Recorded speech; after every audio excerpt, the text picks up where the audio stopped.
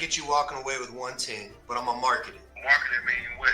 I don't get all the money? You get all the money. I'm paying for the marketing. Okay, that means I will walk away with 110 and then 4,000 that I owe would be paid off. Yes, sir. Okay, sound good to me. I'm gonna reply back is 40K option contract. And I'm gonna put my email here. All right, have a good weekend. Good talking to you. All right, bye.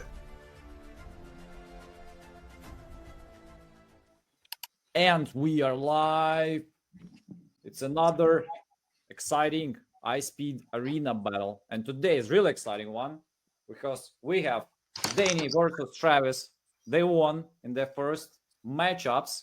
So it's 1-0 guys who close deals, who are incredible athletes too as well. So Danny, guys, if you didn't know, she is the first woman to complete Epic 5, which is 5 triathlons. If you guys don't know, she biked 500 miles, ran 140 miles, and swam 12 miles. Is that correct?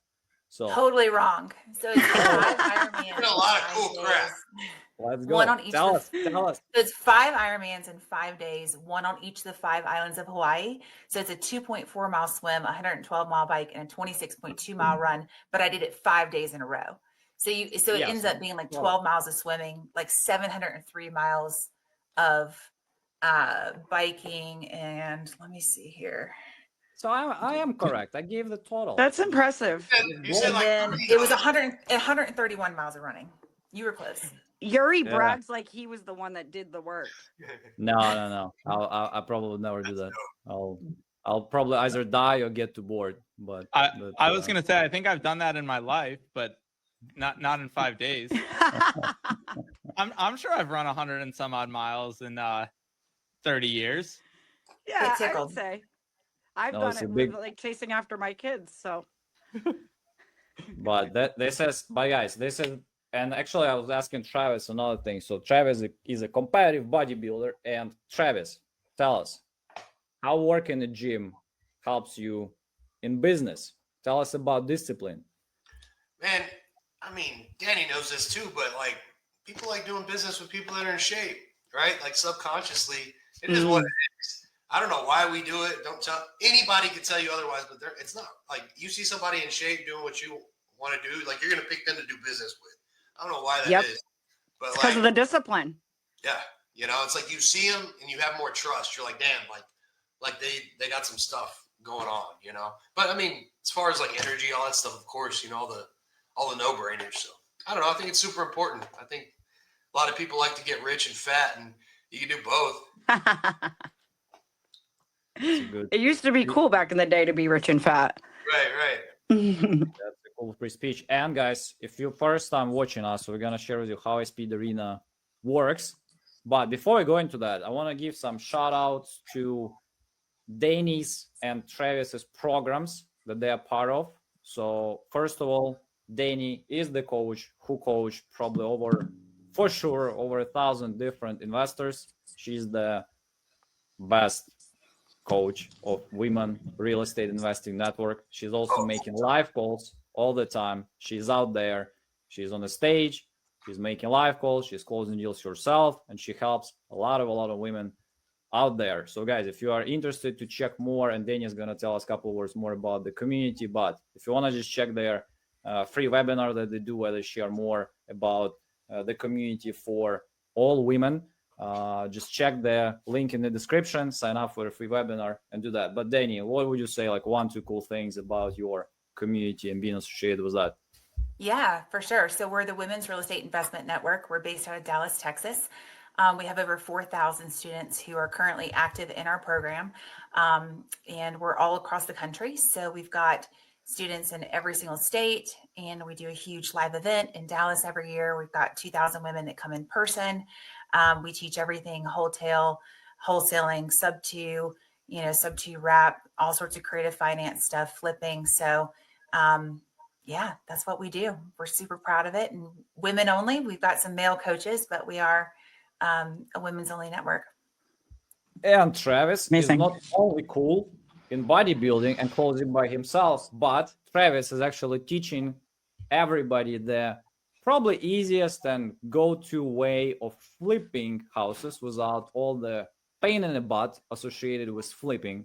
They call it with a smart word, wholetailing. And Travis trained hundreds of people how to flip hotel deals to get a bigger assignment fees with the lower pain in the butt from flipping. But Travis, tell us a little bit more about your program. And guys, by the way, Travis has upcoming masterclass. I think he's gonna tell us more.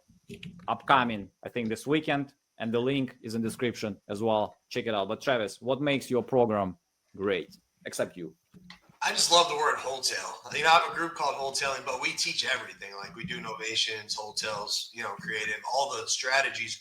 But I came up flipping tons of houses, and I think a lot of investors do, right? It's what we're like, oh, we got to flip the house. And at some point, got burned out of that and just started buying and reselling stuff, right? Whether it's full interest, partial interest, whatever. Doesn't work for everything, but I think it is an overlooked strategy because people are scared of money, right? So we teach that a lot in the community as well as other strategies. So that's it in a nutshell. I got a workshop this weekend too where I'm teaching it. Yep. So guys, links to Women Real Estate Investing Network is below for hotels with Travis as well. Check it out. Definitely register. Check it out. Be part of that and learn, because so many great things happen. And back to our original thing, why we're here today. Okay, so we are an high-speed arena. So how it works, we're looking for 2 legit conversations with the seller that are going to be ranked by our AI. Whoever is going to score more points out of 2 best conversations that they're going to do will win $1,000 from my speed to lead and the record 2-0, because that matters. And hopefully a couple of deals, because in the end of the day, guys, on iSpeed Arena, you see people who closed deals with iSpeed to lead before. We use iSpeed to lead leads, and we want to just show you what's possible, and hopefully you learn something today. And having said that, I forgot about intro, but I think that even makes it even better. Just quick intro. What do we do here?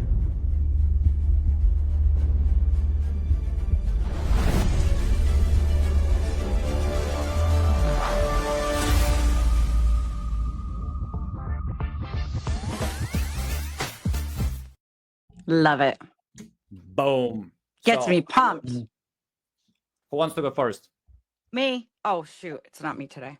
Nope. Sorry. You're just co-hosting. Measly co-host, Ashley. I know, right? You're just co-hosting. Yep. Why don't I have access to kick Yuri out of here. I'll do it. Nice. Bye. Oh, He did it himself. All right, Danny's unmuted. Danny, you want to go first? I would love to go first. And I almost forgot, guys. If you still don't know, my co-hosts today, Ashley and Ari, part of great Sub2 community, closing deals and entertaining you, because I'm not that funny. So Yeah, you are. Danny says she wants to go first. We're gonna let Danny start dialing. They already picked some leads that they like, and I'm on the backstage. We'll be recording and playing with AI. So Was that a little tap dance for a second? not on my side, but Danny, Listen, I was a ballerina last week, so Yep. it's only fitting that we got a tap dancer in the house. Hey, but you professional dance anyway, so. Yeah, but it's more fun in a Halloween costume. So guys, here's how this is gonna work. Danny's gonna start calling. As soon as she gets somebody, Ashley and I are gonna shut up, and we'll just listen to her call. But the reality is, whenever you're calling, I don't care how good of a closer you are, there are gonna be people that don't pick up. So don't get disheartened if you're calling and you call a couple leads and no one picks up. Like, that's just part of the game. You leave a message. A lot of the time, we'll leave video messages. Just take a quick video of yourself. Hey, Danny, this is Ari. I'm just calling. I know you're not around to pick up, but I was calling about your property on 123 Main Street. Would love to chat with you. Give me a buzz when you get a second. you know that Danny kicked Ashley's butt first time, right? I know. I got to see it. Okay, so Yeah, she's very good. So let's But go. I have 2 Let's wins go. now. So I know you beat Nice. me last week. I'm coming back. I love it. All right, you guys ready? We're Let's do ready. this. All right.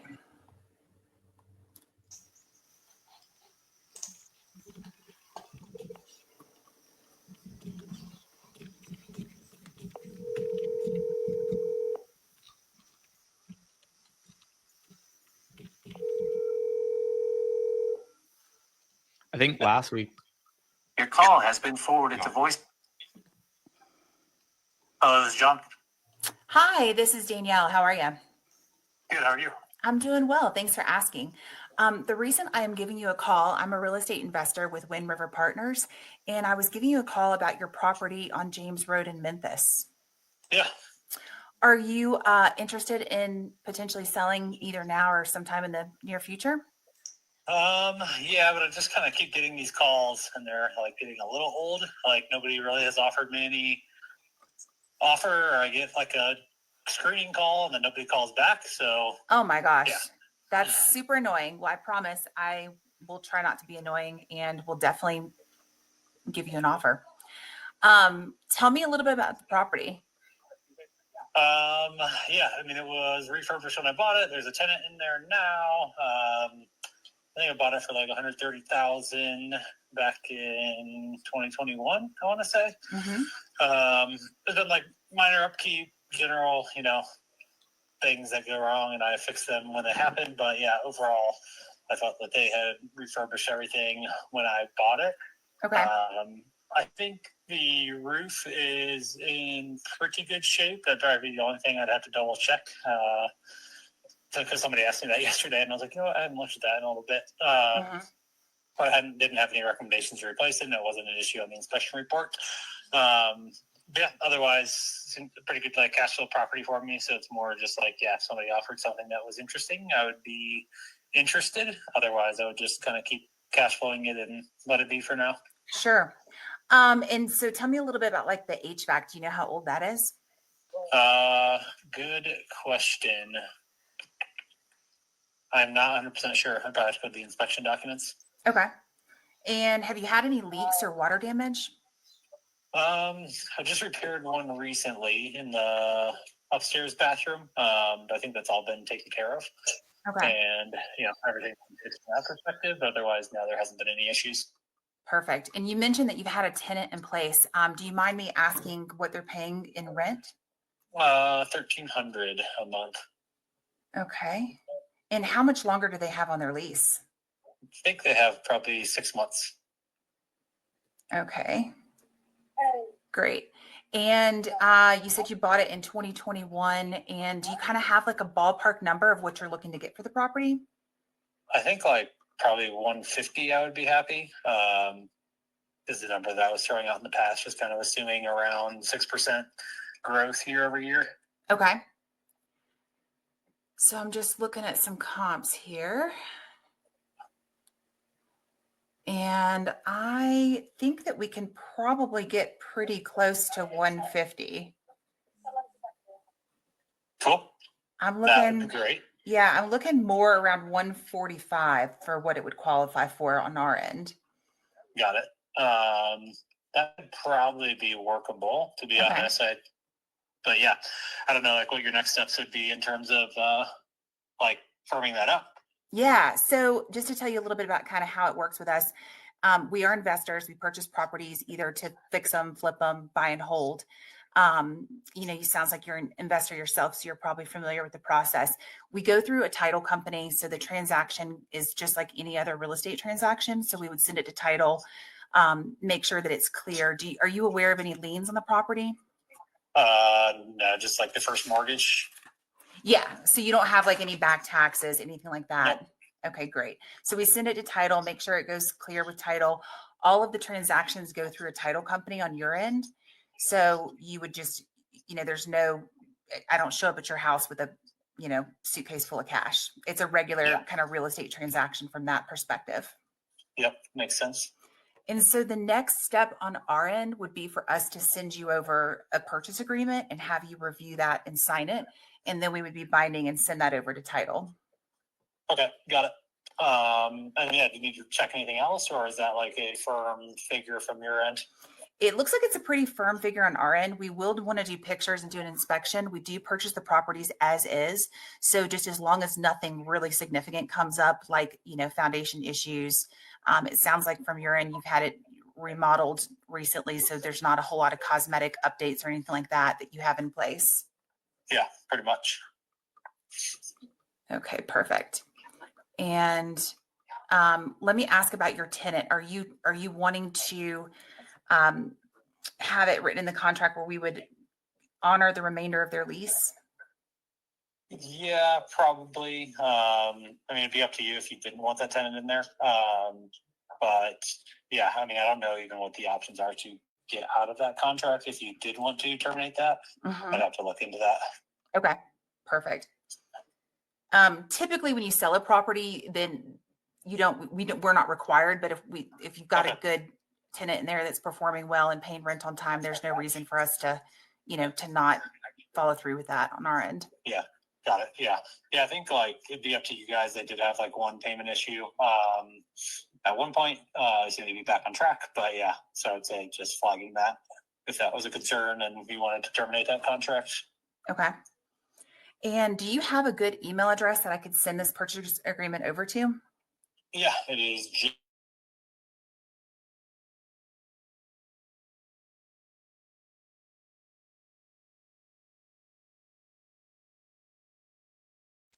Okay, perfect. I'm going to send you a text message with my website so that you have my contact information. And then this is my personal cell as well. Are there any additional questions that you have for me? No, I don't think so at this time. I'm sure some will pop up. Perfect. All right. Well, I appreciate the call. If you have any other questions, feel free to give me a call back or text me. And we're going to go ahead and get that purchase agreement sent over to you today. Perfect. Thanks. Awesome. Chat with you later, John. Bye. Bye.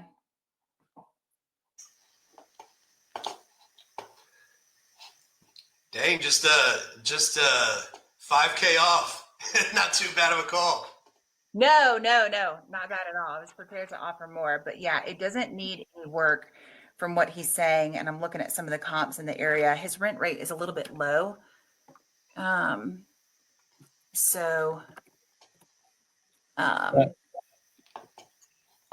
Good work, Danny. Thanks. One of the things that I wanted to point out on that call is the reason it worked is because you were prepared with a number in mind that you could get it under contract right away. Sometimes that happens and you don't want to be tooling around being well, I don't know, maybe not. If you can get it a one call contract, that's the best thing to do. And I bet you if Danny weren't on this, she would be sending over the contract, calling him right away and saying, hey, let's just walk through this together. And you and I can sign it right on the spot. Yep, absolutely. Nice work. Absolutely. Awesome. Thanks. So yeah, the rent rates are just a little bit low, but Memphis has got, this was a call in Memphis and they've got a lot of stuff going on there. So it makes a lot of sense. Taxes are really low there as well. So is this one you're going to hold or are you wholesaling this one? That's a good question. Yeah, right? I don't know. It's nice when you can figure out what you want to do with it. I know. Yeah, so I do try to run numbers ahead of time and have some kind of idea. And when he mentioned from the very beginning that he's talked to other people, but nobody's offered him any type of concrete number or offer, obviously he was just ready for somebody to give him a number that he could do something with. Yep. Awesome, Danny. All right, Travis. Stage is set, man. Let's roll. Let's do this. Good job. All right, here we go. While Travis is starting to call, I want to play a game. Here's what's going to happen for people in the audience. I want you guys. So I know Travis put his Instagram handle there. I'll put Danny's in the side chat. Go follow them on Instagram. Take a picture, post it, and then whoever gets the goofiest face from these two, I'll send a free lead to. But it's got to be the most ridiculous face. Love it. I like that. Right? I got another one for next week, another fun game.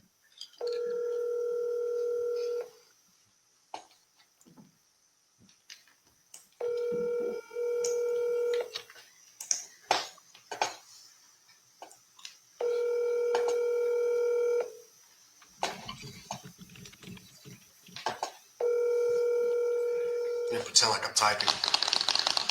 There you go. It works like a charm. Pretending I type fast. Leave your message Yeah. for I'm gonna double dial if y'all are cool with that. Oh, I'd Really? be disappointed course. if you didn't. yeah. Just saying. Hey, there's triple dialers out there. I mean, you know, we have a different area code than them.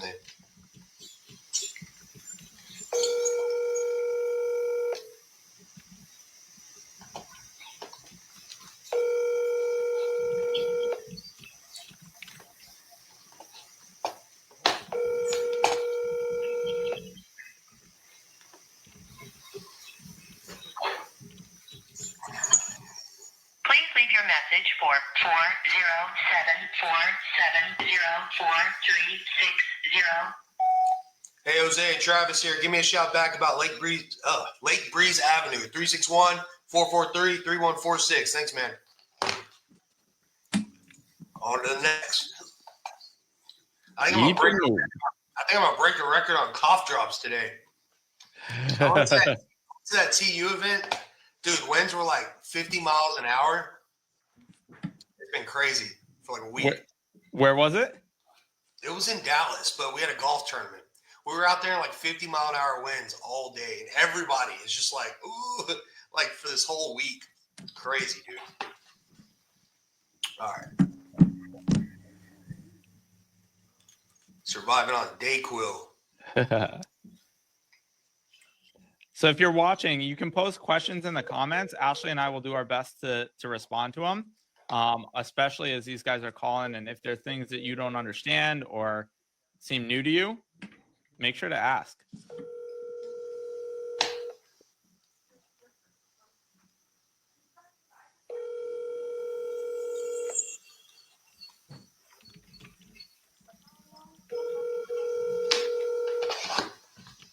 Danny did make it look pretty easy, huh? Your call has been forwarded to an automated. Come on, answer the phone. I'm going to send him a text. Go. Go. Babe, I don't want him down here chasing her. Hey, Danny, can you post in the chat your the info for your coaching program? Sure will. Sweet. And then when you call again, we'll have Travis post his. All right, going to the next. Just send him a text. Yeah, so sometimes like Danny got an answer and a contract on the first one. Travis, it's harder to get someone on the line, right? And that happens. I was watching someone like maybe a year ago, and it was like 4 hours of calling without someone picking up. So it happens usually with these types of leads, because they're already prepped and ready. You're not going to have that, right? But if you're essentially cold calling or calling, not very warm leads, then you can spend a lot of time just dialing and spinning your wheels. Yeah. Links That's are what- in the description, you guys, for Danny's coaching program and Travis's. Hey, Danny, real quick, was that 70% of ARV? Yes. It looks like it is. I'm running some comps now. So I have it comped.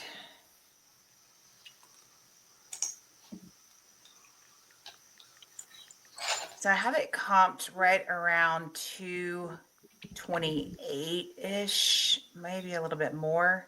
Something just sold right down the road for 242,400. So, yes.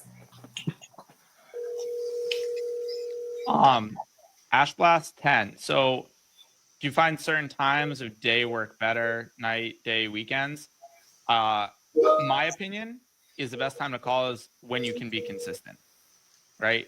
If you're more consistent in the morning, call in the morning. If it's in the afternoon, call in the afternoon. If it's on the weekend, then call on the weekend. But the most important thing is to actually put in that work. Otherwise, it doesn't matter. Like, you can try to find the optimal time, but if you're not able to make that work for your schedule, then it doesn't much matter. So, Danny, I don't know if you have specific No, I opinions think on- we lost the mic party. That's why we cannot hear him. Meanwhile, just want to show you guys a baby.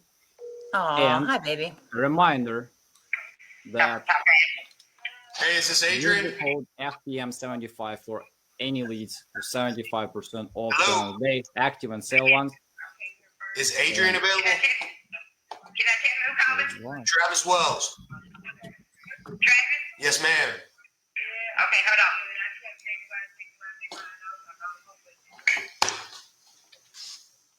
No, you're okay?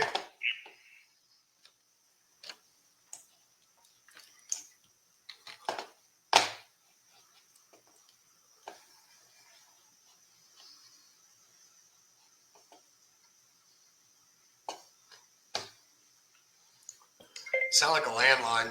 Somebody answered. They're going to get him.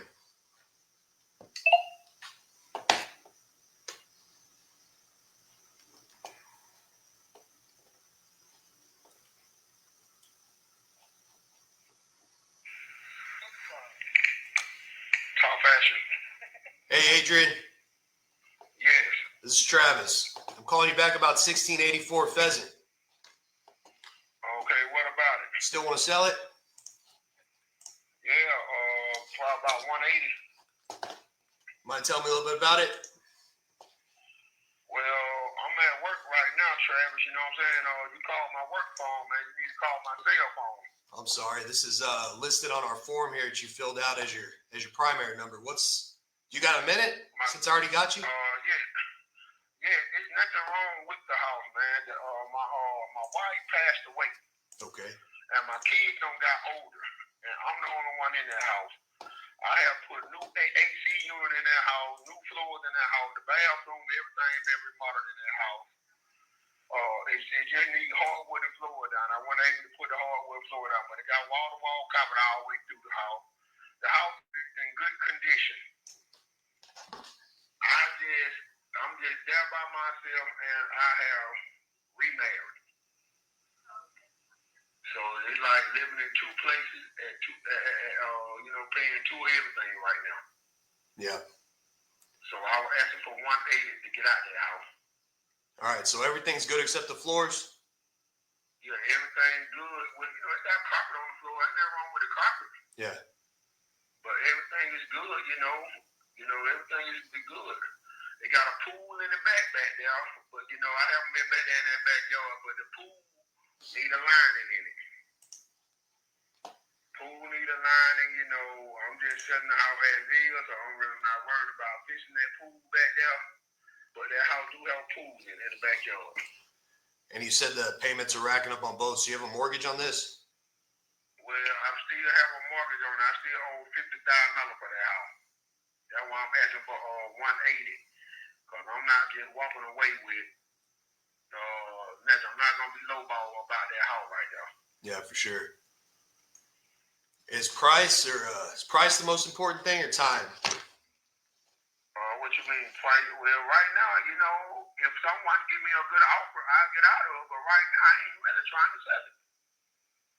It depends on, right now, if the offer right, I get out of it. If the offer ain't right, I'm going to stay there. Yeah.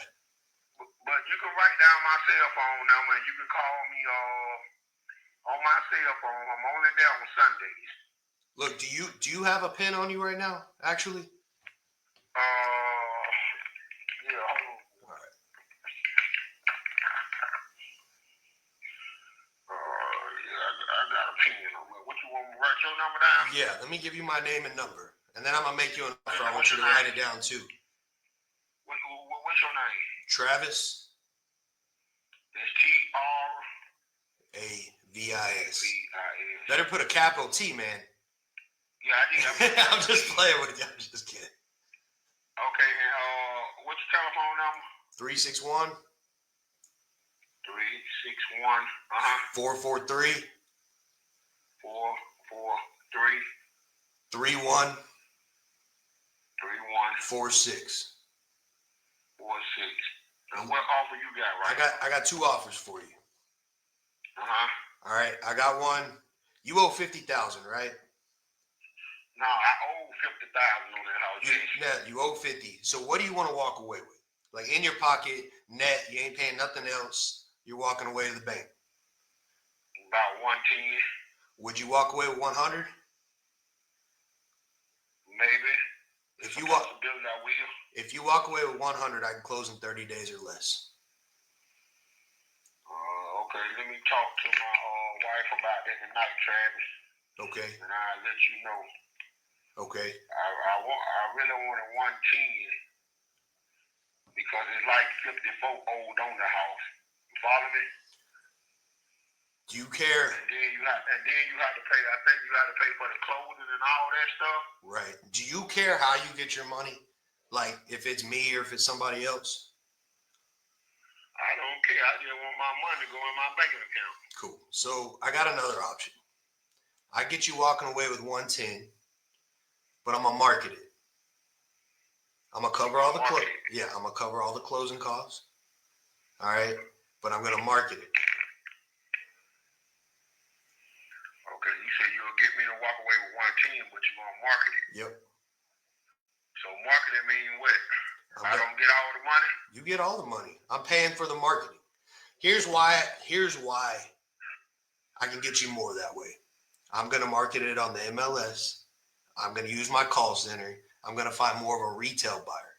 Because you know, like you do business, right? Like cash buyer is gonna be a little cheaper, right? We gotta make a little margin.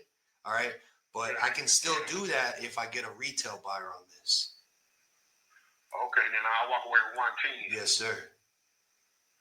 Okay, that means I will walk away with 110, and that 4,000 that I owe would be paid off. Yes, sir.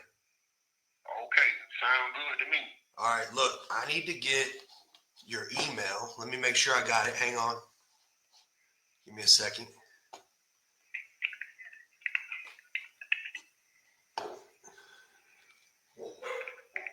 I got your email right here. So look, you're going to get an email from my assistant. All right. It's going to have, you're walking away with 110. So that's 164, right? It's going to have 60 days or less on there because we're going to market it. All right. As soon as we find a buyer, I'm going to send you another agreement. And it's going to say, hey, remember, you're good with walking away with 110, right? And just as long as you're good with that, then we're good. So next steps is once you sign the contract, I'm going to send my agent out there. And they're going to tell me, hey, look, Travis, like everything looks good in this house. I think he can walk away with 110. Now, if she goes there and there's a hole in the roof, it's like, Travis, I don't think you're going to walk away with 110. Then we're going to have to talk. But I don't think you're like that. I think you're telling me pretty straight. Yeah.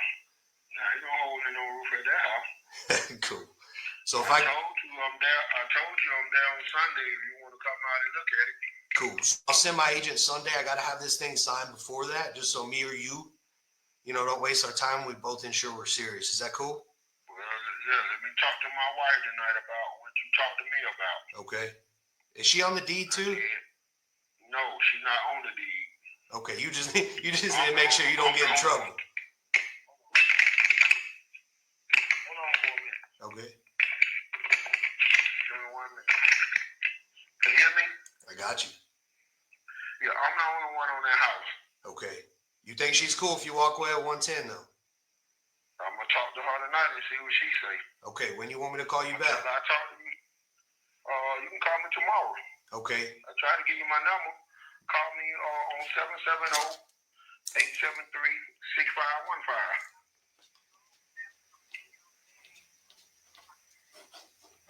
Okay, and you're talking to her this evening? Huh? You're talking to her this evening, right? Yeah, I'm gonna talk to her when I get out of work, when I get home tonight. Cool. Look forward to doing it. Okay, call me back. All right, man. I'm gonna send you this agreement in the meantime. Huh? I'm gonna send you this agreement in the meantime because I want y'all to have this when you talk tonight. Yeah, send everything so I can let her go over everything. Cool. All right. Talk to you then. All right. All right. Bye. Okay. It's a good novation. We got 2 for 2 here, people. Yeah, it was a good novation. That's killer. The neighbor's house sold for $210. So, that was a pretty easy comp. Hey Travis, for those of the people watching don't know what a novation is, could you give them a quick rundown on what that is? I don't know what a novation is. What's a novation, guys? To novate means to replace. All right. So you replace one contract with another. Why is that different than a wholesale? A wholesale, you're, assigning your equitable interest. With a novation, I'm going to put a purchase agreement, which we do an addendum that's like, hey, you understand we're not the buyer. Like, I hate all this all this white glove, blue glove, all this bull crap. I'm like, hey, can I market your property? Can we partner up? That's how we do it. And anyways, we do a purchase agreement. It says, hey, we're not the buyer. We're going to find a buyer. All right. And then we find the buyer. Buyer sends the purchase agreement. Then we send a novation agreement replacing our contract with the new one. We get the spread. That's what I was explaining to him. What I've learned in my journey of novations is if you don't lay this all out, when you do get that higher offer, there's tension, right? So I like to lay everything out, and I like to set the stage up front for the inspection. So, hey, I'm going to send my realtor, and I'm being exaggerative, but hey, there's a hole in the roof. We're going to have to renegotiate, right? But what's cool is, like a principal of higher authority, right? Like, so whenever I'm like, hey, my agent's going to tell me if this is good, a lot of times, like half the time, you'll either have to renegotiate up front before we put it on the market, or we're good. In a nutshell. Hope that was clear as mud. So the other thing that I like what you did, you definitely set the stage to be like, I'm going to market this. I'm not the buyer. That's why I can come in higher than if I'm the buyer. The other thing that I really like is that you're siding with him all the time. You're talking, you pointed out the realtor. I'm going to send the realtor. I don't think you would lie to me like that. You're not that kind of guy. Rather than coming in with kind of an antagonistic, like, hey, if you lied to me, man, then we're going to have problems. We got to renegotiate. It's like, no, you would never do that. But these other idiots over here do. So like, that's why we just got to cross our T's and dot our I's. Well, a lot of people would lock that up like cash, and then they just go hit him in the kneecaps. And I get it, but like, I'd rather just market it and not deal with any of that bull crap, Great calls. Yeah. I also think it's so important to be able to pivot on the call. Like figure out the seller's telling you something. You got to figure out what the problem is and how you're going to solve it. And just bashing people over the head with like 70% ARV minus repairs doesn't always work. Yeah. So the more tools, the more things you can do, the more deals you're going to lock up. Yeah. I'm actually going to have my assistant send him that right now. I love it. All right. Danny's up. All right. The side chat is super boring today, guys. I know. I've been falling asleep reading it. Yeah, like I posted 4 times in a row. I can have a conversation with myself without being on this. We got enough people watching. We got over 80 people in here. I think that we could get some comments going. Yeah, let's also I'm checking my Instagram. I had 2 people and 1 message. And we got Cindy, it's not all your fault. What? I was just reading a comment, sorry. Your call has been forwarded to voicemail. The person you're trying to reach is not available. At the tone, please record your message. When you have finished recording, you may hang up. Hey there, my name is Danny. I'm giving you a call from Wind River Partners. I'm a real estate investor looking for property in your area. I just wanted to chat with you about your house over on Orangewood Road in Memphis.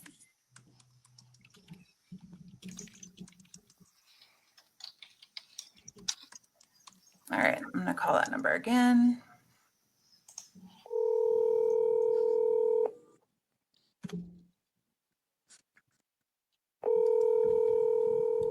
Your call has been forwarded to voicemail. All right, I'm not going to leave a message again.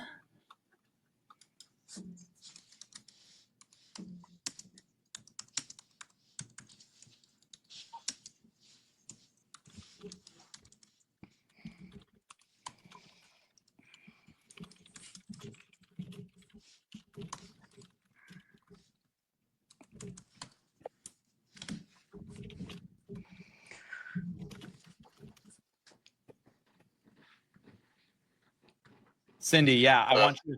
Hi, this is Danielle. How are you? Doing fine.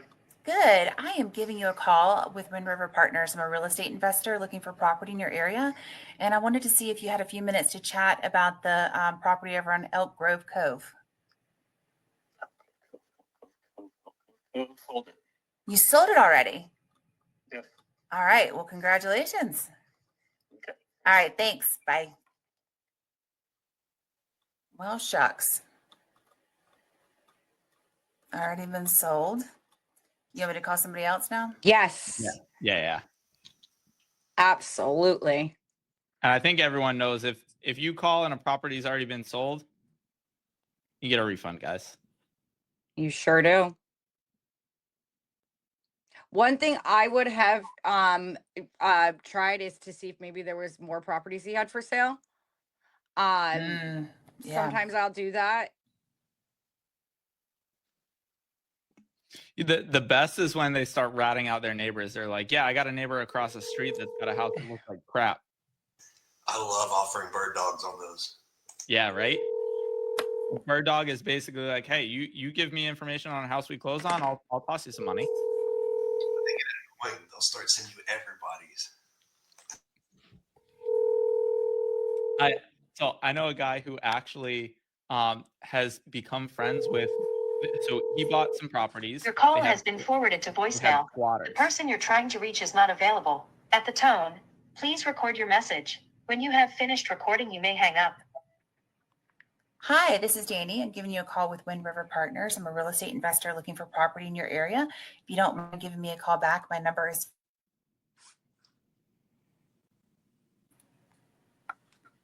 All right, I'm gonna call them back again.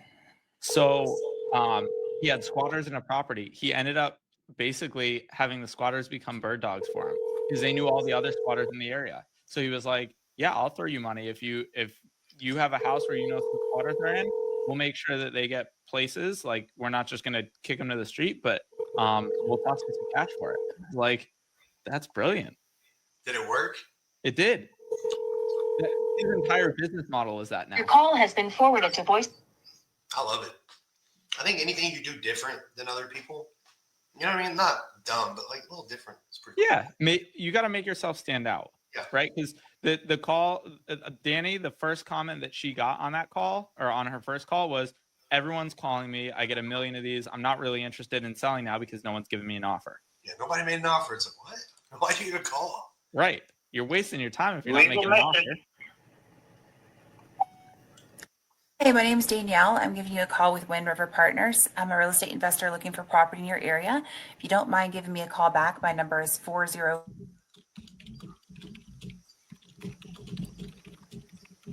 right, call him back again. The mute thing. Yeah, don't be a schmuck if you're watching this. Daniel. Oh, hi. This is Danielle. How are you? Danielle, what do you got? Tell me something I hadn't heard. Oh gosh, I hope I have something that you haven't heard. I'm a real estate investor looking for property in your area and wanted to see if I could chat with you. Call me back in 30 minutes. I'm sorry. Oh, 30 minutes? All right, 30 minutes it is. Sometimes you get those. Travis had one that was willing to talk. Danny got one that just straight up hung up. I will call him back in 30 minutes. What do you want to do there? We'll let Danny keep going, and then in 30 minutes we'll have our try him again. Sweet. I possibly might need to break away to bring my cat to the vet. Oh man. Everything okay? Hope everything's all right. So she actually gets urinary tract infections a lot, but she's old and she has arthritis in her hips now, and you can't even pet her without her crying, and she's just going back and forth to the litter box and crying, and it's breaking my heart. Yeah. Hello. Hi, this is Danielle. How are you? Fine. Good. I am giving you a call. I'm a real estate investor looking for property in your area and wanted to see if you could chat about your property over on Norcross Road. Yeah, I'm going to just sell it. Talk to my son. He's going to handle all my property in Tennessee. Okay. He won't be back. He's in Belgium now. Won't be back for a couple more weeks. So you can catch him. His name is David, and you can catch him at this phone number. So call him back in 2 weeks. Maybe make it 3. He'll be back in 2.5.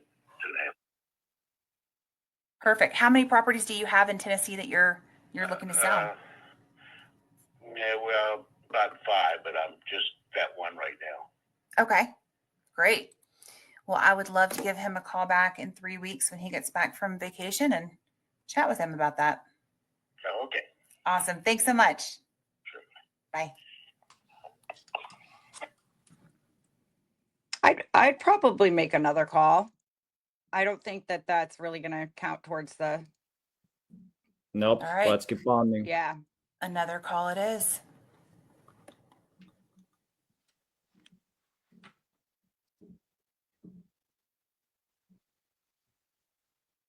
Cindy, I'm just checking out the info on this Lockport one.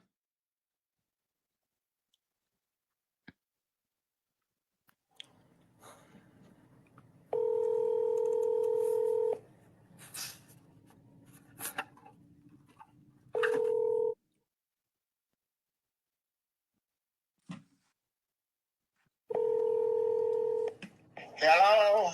Hi, this is Danielle. How are you? Hello? Oh, I'm going to call him back. Apparently he's not doing good.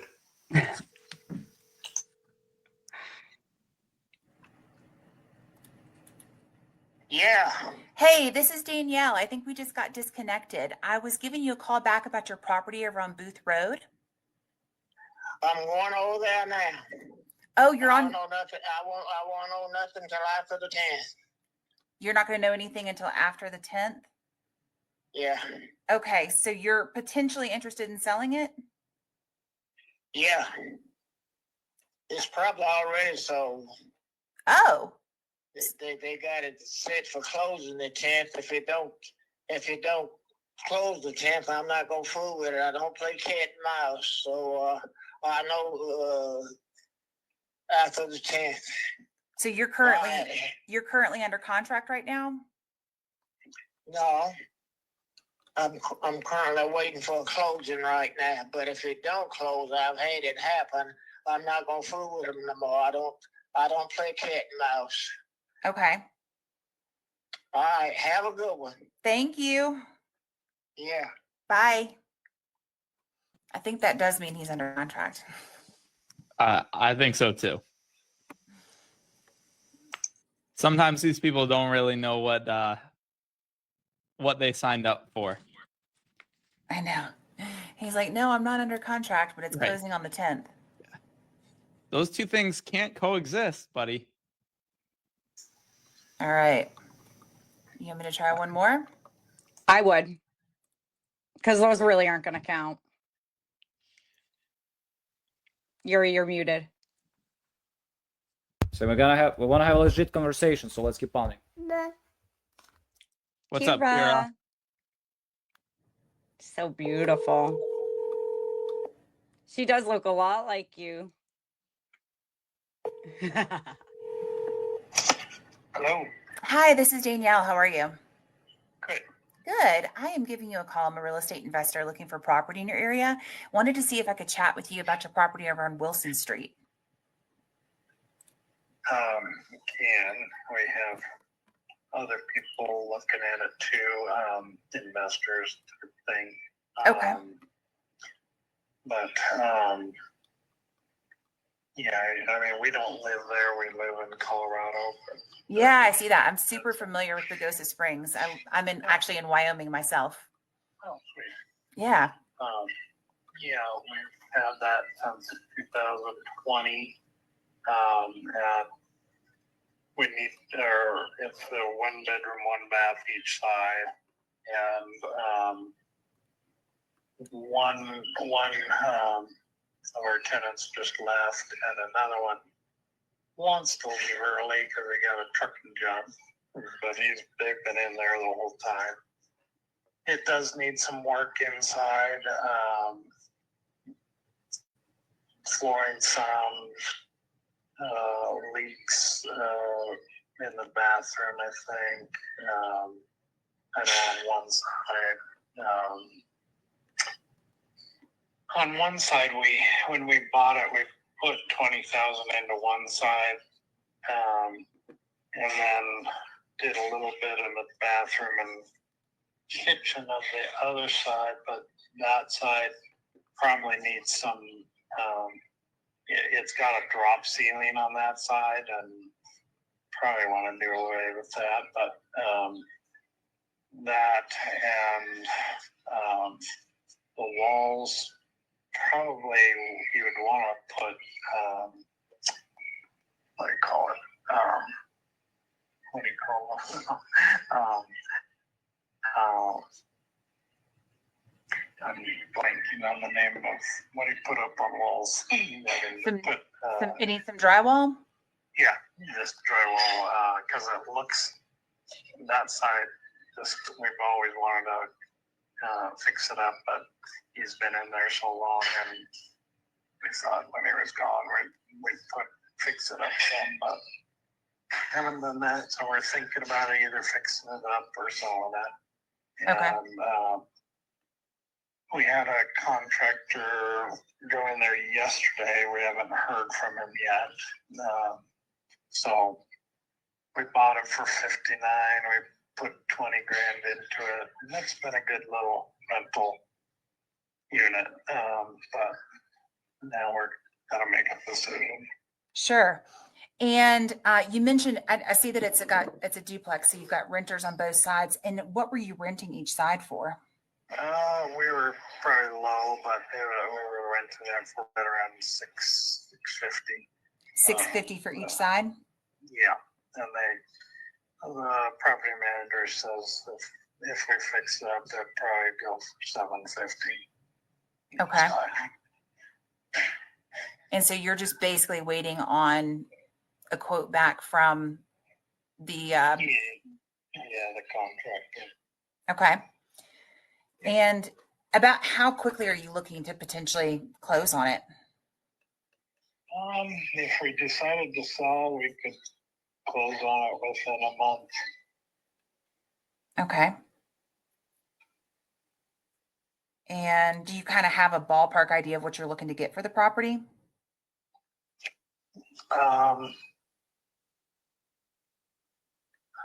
Depends on how much it would cost to fix it up, but we're into it about 80,000. So, I personally would probably be willing to go for something around there. Okay. I don't know if my wife would, but probably. Perfect. So. And let me ask a question. Would you be interested in, I'm an investor. We offer cash offers. We also love to talk to people about other options as well. Do you have any interest in potentially looking at like seller financing where you would become the bank? Another guy talked to me about that today. What's your thoughts on that? I mean, I'm okay with that. We don't have a mortgage on it and stuff, so that's a possibility. So typically what we do is, we offer you a down payment. Just 1 second. Just sure. 1 second. I'm at work. Can I help you?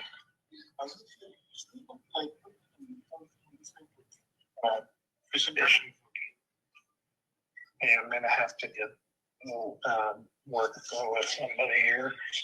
So a down payment, and then you do what, interest only for a while, and then No, we do interest and principal, and then what we'd offer you is either like a 3 or 5 year balloon.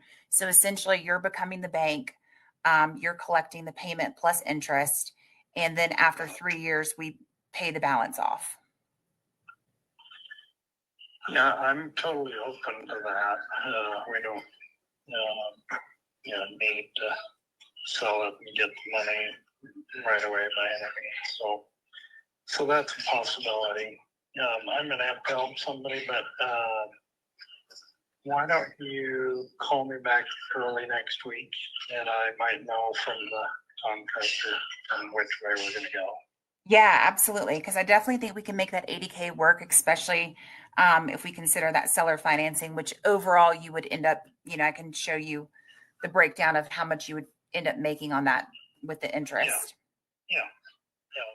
Let's connect next week. Perfect. Are there any other questions that you have for me in the meantime? No, I gotta go. Okay. I'm going to text you my website and I'll call you next week. Thanks. Bye.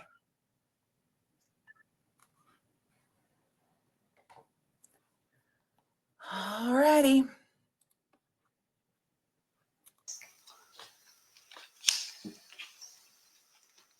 Good work. That will definitely work for 80K with seller financing for sure. I love me a good seller finance deal. It's Yeah. so nice when it goes that easily. Like, especially these older sellers, a lot of the time they don't need the money. Yeah, They're like, yeah, I agree. I'll leave it there. And I love duplexes for a lot of different reasons, but yeah.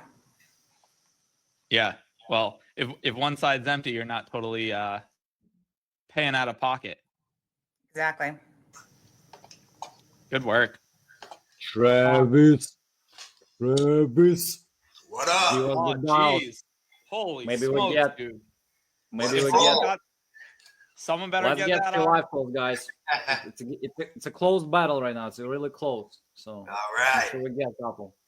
We'll see. Hey, Danny, do you offer any training on creative finance? We do. Yep. Our program has training on seller financing, sub two wrap. There you go.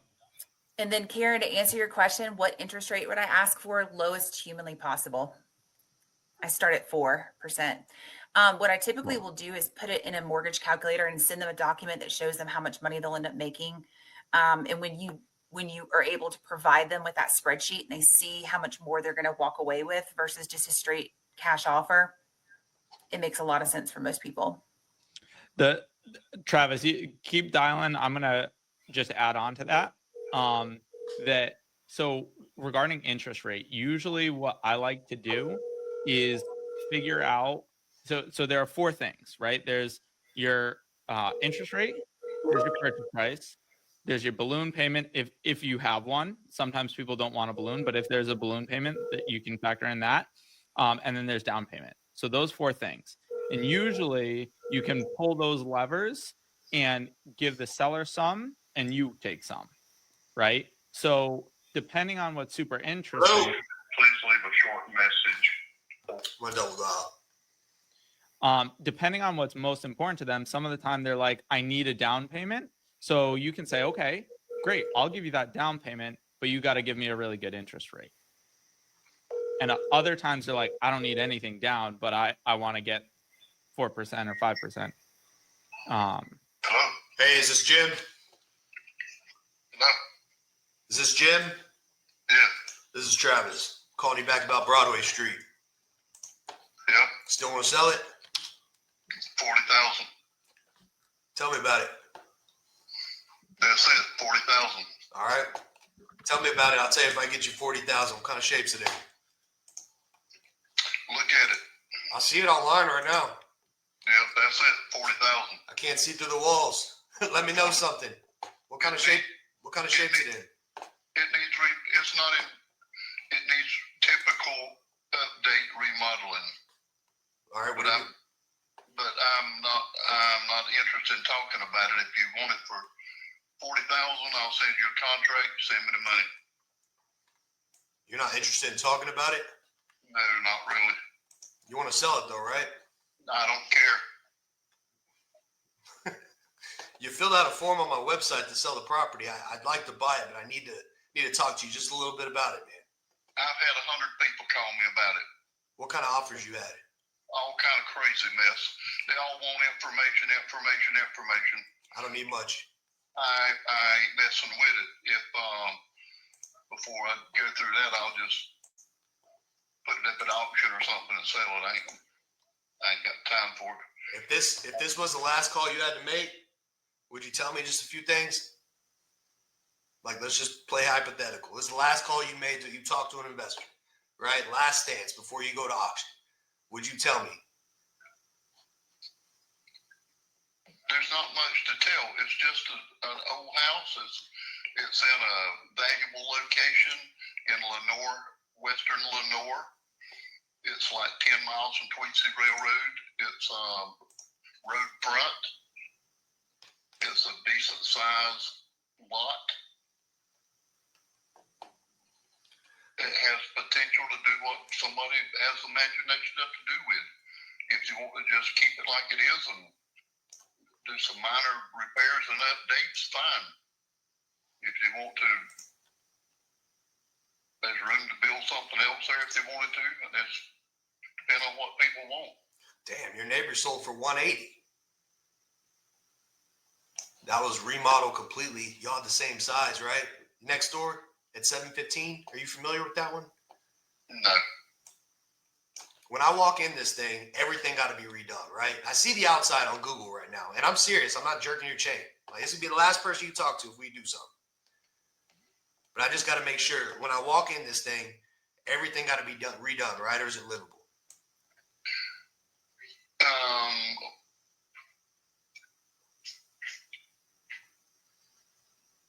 I wouldn't say it's livable because it started, the kitchen cabinets have started being removed. The floors are solid, the walls are solid, the ceilings are solid. It would be typical updates and remodeling. If I were doing it, which I had planned to do, but now I'm not, I would just go in and put new floor covering down, put new kitchen cabinets in, maybe update the plumbing connections, or maybe go to PEC tubing or something. That's typically it.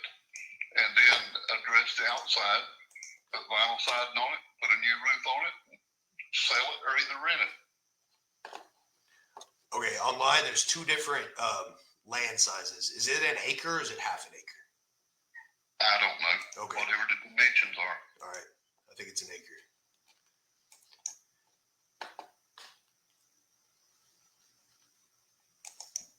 If you go to auction, what would you let it go for? I'm not super far off where you're at. I'd started at 4,000. If I didn't get 40,000, I'd shut it down.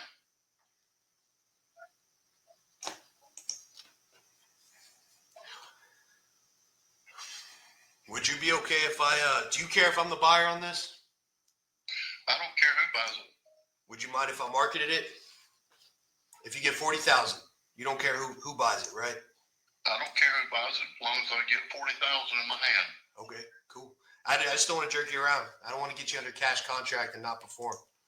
I mean, it looks decent with your neighbor selling at 180, but all the stuff you said.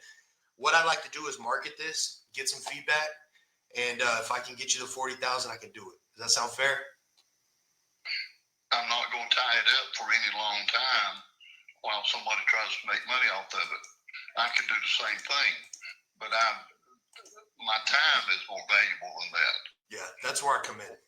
Besides that piece of property, I've got 22 other pieces of property Awesome. that I'm going to be selling. So if we do good business here, we could possibly help you with those others, right? Well, I like for every deal to be a clean deal. Yep. I like to shoot people straight. You know. I don't want to string nobody along about promises for this or that or anything in the future. Depends on how it goes, whether I would go further with the same person or not. Yep. I'd like to market it. I'd like to get it for at least 30 days or less. I don't need much more than 2 weeks, to be honest with you. Like to get really good feedback. If you know your time's what's valuable, let me put that time in.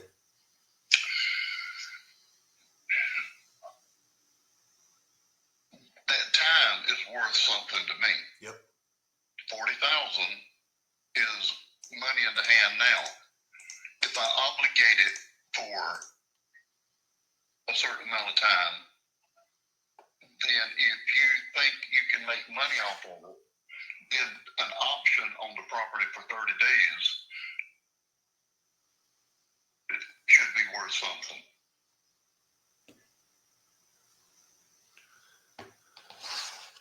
I guess give me 2 weeks then.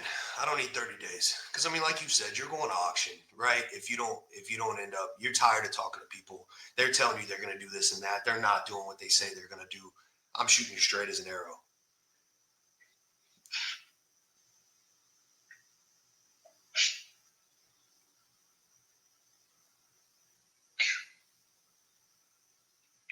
If it has potential what's the hold up for you just buying it straight out and making what you can off of it? Because your neighbor sold at 180 and you got 22 properties. So I'm going to multiply that by 70%. I'm at 126. All right. I don't know if this thing needs 60,000 in rehab. I don't know if it needs 80,000. You know, if it needs 60, great. I'm good. But if it needs 80, I'm right at my numbers and I might need to find a buyer. Like, it wouldn't be a good fit for me. But I don't want to waste time, your time or my time, not, having something set and then go back to you and say, hey, look, you know what? We can't do this. I just want to shoot you straight out the gate. Hey, man, give me 2 weeks. I'm going to do my diligence. If it's not good for me, I'll let you know. But I have buyers, right? Let me do my thing. If it don't work, 2 weeks, go to auction.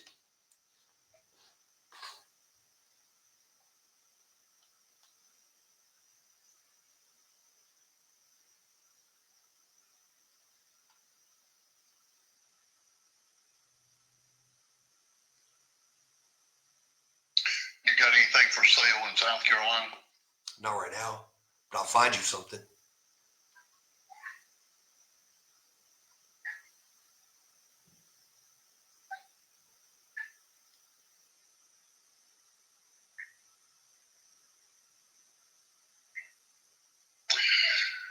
Well, I'm trying to retire.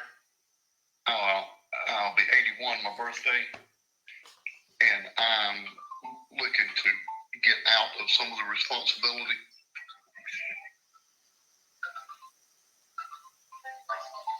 I'd love to help you with that, Jim.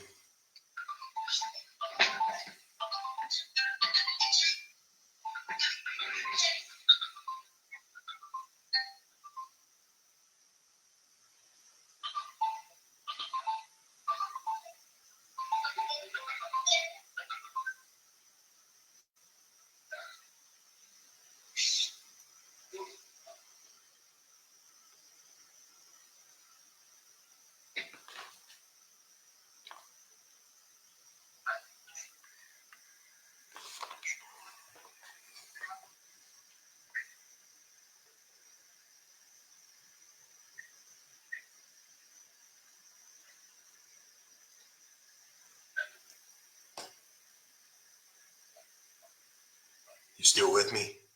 Yeah. I've had 4 phone calls in the last 30 seconds. Oh my God. Let me be the last, man. You can probably hear my phone beeping and another line ringing. Yeah. It's I don't have time for that, and I don't have the interest in that.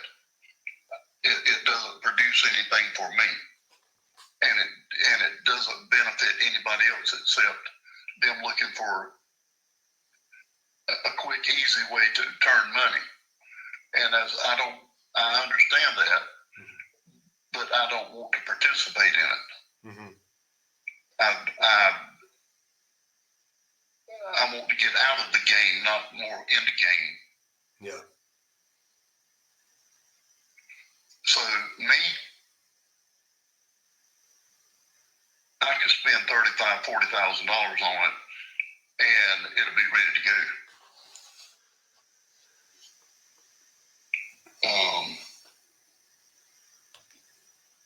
I don't know how other people. I don't know what kind of crews they have or what kind of. A lot of people waste a lot of money, Mm-hmm. and it doesn't help sell a house. If I could spend 60 and it's pretty, it's a good deal.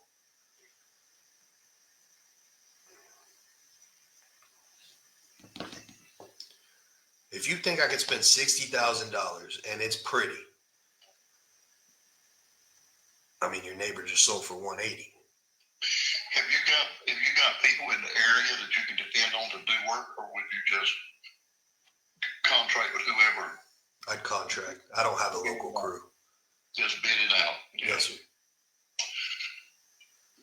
Well, there's nothing wrong with that. Sometimes you get lucky. Sometimes you have to learn the hard way how to screen people out that aren't what they're supposed to be. Well, I think that's what you've done with me.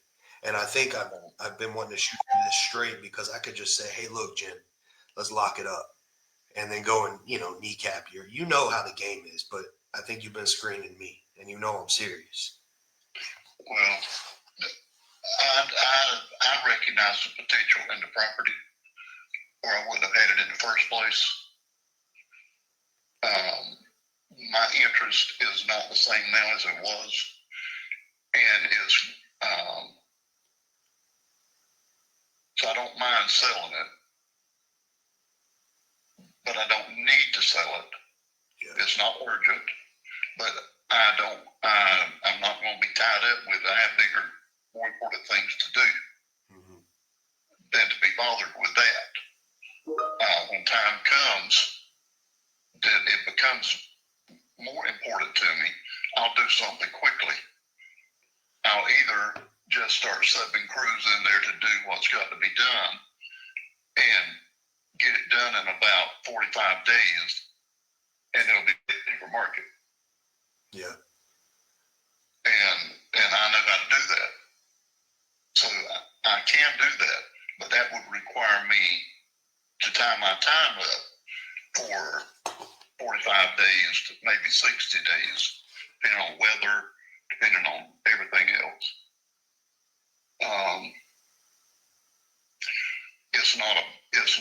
It's a solid frame house. It doesn't need, it looks, it is visually not appealing. Doesn't have strong curb appeal at this time. There's things that can be done that easily would change that. But if you go wrap it on the outside completely and then modernize the inside, you wouldn't know it. So I'm not afraid of it. I just don't have the time to deal with it. Yeah. With everything else, and that's the bottom line. So, like I said, I'd be interested if I could put 60 in it and make it pretty. So, if you want to sell it at 40, and I go over there and it's more than 60, I'm not gonna be good, right? But if I don't have to put more than that, I'm good. So I just want to shoot you straight. I'm glad you kind of gave me a visual there. Well, if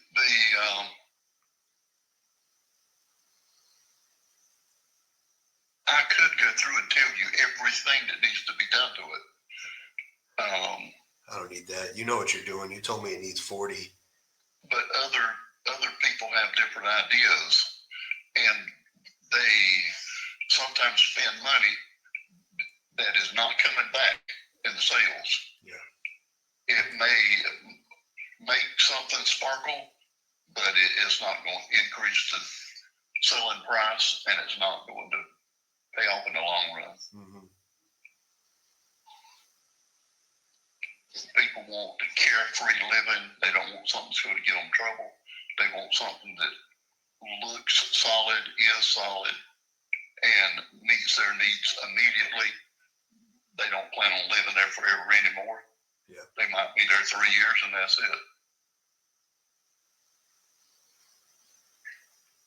Whatever their job is, people don't have long range plans anymore. Like, grow up on the farm, live on the farm, die on the farm. You want to make a deal? 40,000. What else? I seldom say what I'm not going to do, but at this point, I have no interest in anything less than 40,000. Right. And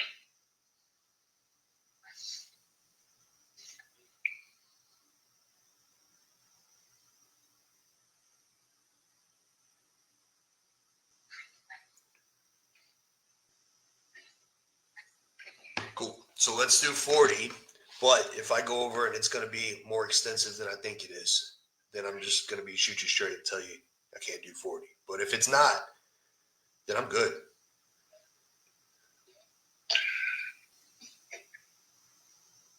Well, it's exactly what I told you. Okay. It needs. I don't know if you know what the local prices are for like wrapping the outside, put vinyl siding on it, trim it out, aluminum foil, put 30-year architectural shingles on it. I don't know of any sheathing issues in the roof.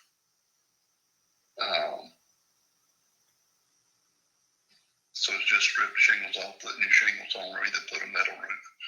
And with that particular house, I would go with shingles because of the shape of the roof where the porch comes off.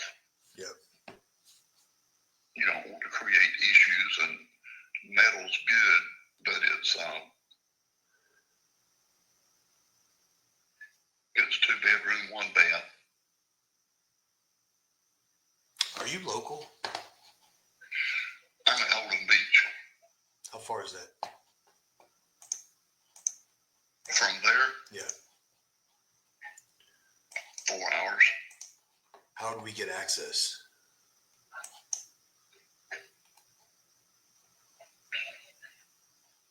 Where are you at?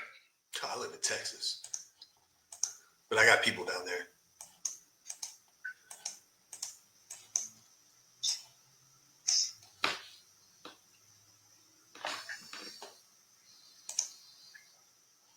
Well, North Carolina's a pretty active market. Yeah. Your neighbor's house had sold next door for 180 was a 2-1, 848 square feet, same size lot. So look, I'm just gonna shoot you straight, Jim. So we can. I know your time's more valuable than anything. I'm interested if I only got to put 60 to 70 in it. So I want to be able to get access. I don't want to get under contract and then not be able to get access. Get, all that. Get access and get over there and do what we got to do. Well, if it was turnkey ready, would you pay 120 for it? I'd pay 100 for it if it was turnkey ready. 120. You, no, sir, not right now. Well, if you could sell it for 180. Are you thinking about flipping it to me? Are you flipping the script on me? Well, I can do that. I can put if it's gonna make me money, I can do it. And in 45 to 60 days, I can have everything done and ready.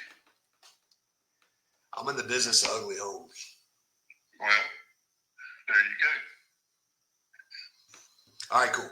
So if we do this, all right, when am I going to be able to get in? Like get in to do inspections, all that stuff. Let's see.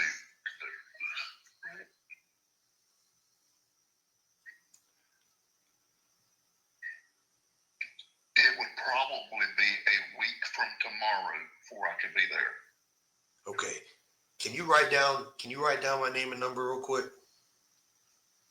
I want to make sure you got it. I think we're going to do this, and I think I'm just going to shoot you straight. If it ends up being more than, we talked about, which you're the straightest shooter I've talked to today, we won't be able to do it. But if it's around what you said and it's around the dollar amount that'll work, then we'll do it.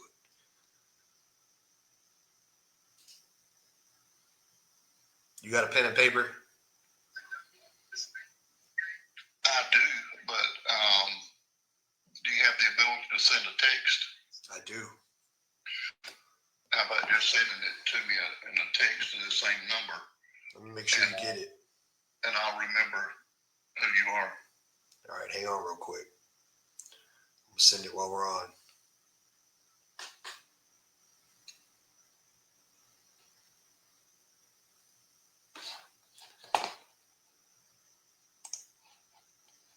Did you get that? Yep. All right, I'm going to put your email in the text here. Tell me if this is right. Purple Rabbit, huh? What's that about? No, that ain't me. All right. Send me a text with your email. Somebody put Purple Rabbit on your email. I don't know what that is. Didn't sound like that'd be you. No, that ain't me. I'm not into Bad Bunny either. Can you text me your email right now? Make sure I get it. Hold on a second.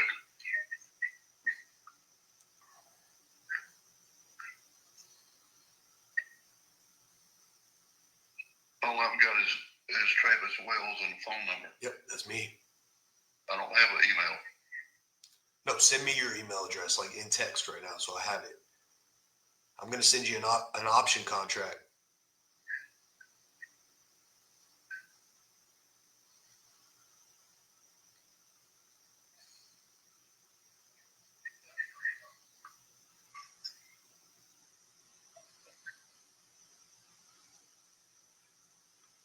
I see the bubbles.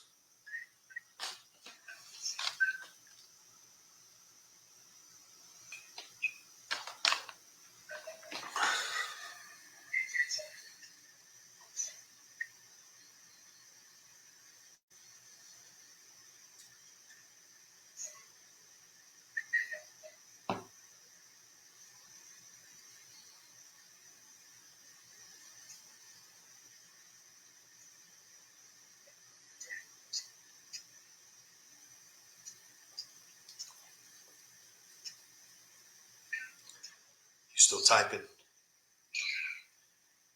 it jumped and tried to fill in all the fill and put in something else. You know, I got a bunch of family over in Wilson.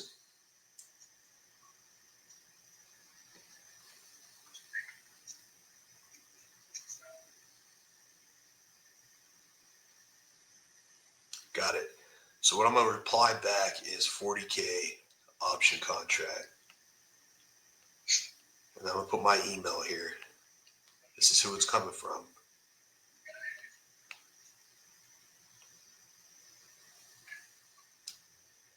And we'll send somebody out next week. How does that sound? Saturday. This coming Saturday? I can't be there before Saturday, a week from tomorrow. Okay. What time Saturday?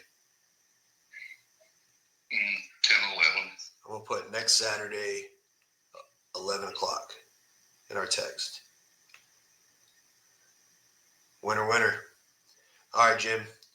I'll let you know who's meeting you next Saturday, and we'll get rolling on something. We'll see if we can help you. All right. Have a good weekend. Good talking to you. All right. Bye. Bye. It's a tough old man. Great call. God. I was gonna say that was a fight at the beginning. You guys were swinging left and right. Does God. Well, he's just old and he's tired. I don't know. Like, I want to be like, yeah, because the neighbor sold at 180, but I don't know what the hell, you know what I mean? Like, I don't know why this old man, I don't know what it really needs. Because, you know, they'll be like, oh, 40K and it's perfect. And we all know, you know, like. Yeah. I was telling a group yesterday that we had a property that we went into. And when I tell you, like, you couldn't go in there and breathe, I mean, there was feces, like a coating half inch thick. And the woman's like, it just needs like $7,000 to $10,000. Someone's gonna come in, clean it out for a couple grand, and then paint it. Get the hell out of here. Yeah. So That's what you call delusional. Yeah, people's definition of what things need is not necessarily what it is. But I kept saying in the chat, I love the silence. Yeah. Say what you gotta say and shut up. Yeah. He ended up telling us everything that he was willing. So I don't know. I liked it. We'll see. I got to keep y'all updated on that. I'm gonna send somebody out. I'm really curious if his 40 or 50K is accurate, but I don't feel like it is. Yeah. But I also like that you went, I'm gonna send you that option contract. Right. After all that back and forth, that's where we end up. Hell yeah. How many that are listening have had difficult calls or getting through to the seller? Tell us any funny stories in the comments. And if you haven't, that means you're not calling. So start calling. Yep. Danny, you had that person that said, call me in half an hour. I know it's been like 45 minutes, but you want to I know. I want to call them. Yeah. Let's go. Let's do that. All right.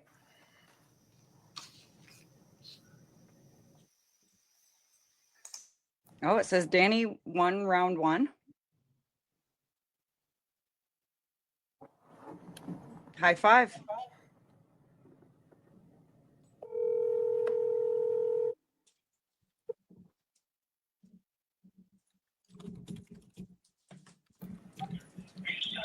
Leave a message. Hey there, this is Danielle with Wind River Partners. We chatted earlier. You asked me to give you a call back, and I'm just giving you a call back. I'm going to try you again. Thanks. All right, last time I had to call him twice.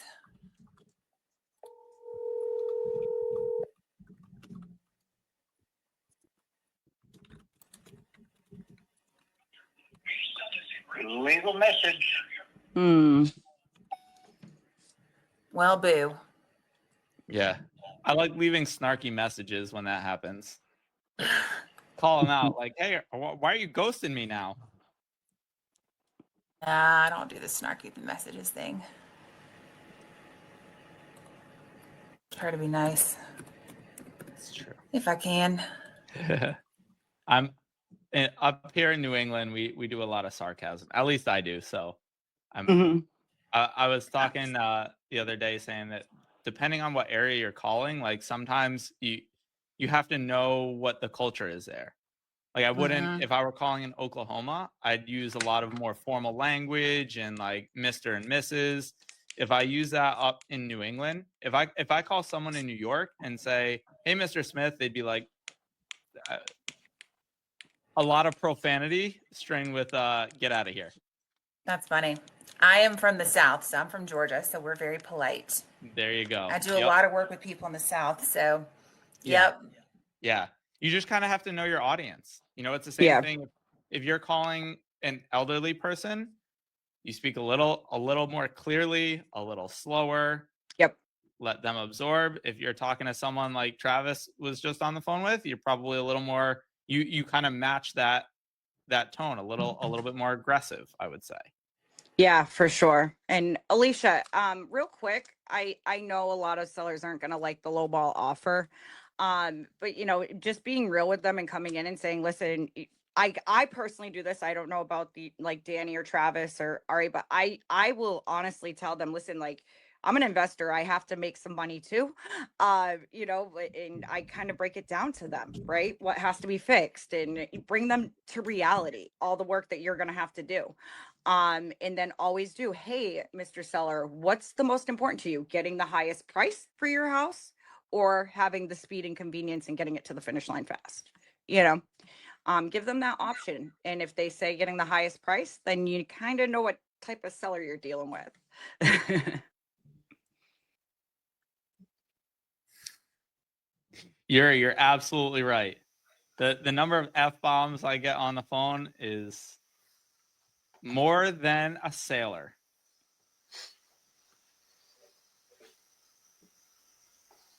All right, we got both these contracts out. I'm actually Andrew, or that dude's wife for the first call's on the with him now, so they're going back and forth with me in text. Danny, are you still calling? Do you want me to? I would love that. Yeah. I Travis love just listening did to you one. on the phone. Let's see if we can get you on. All right. Yuri's yelling yes.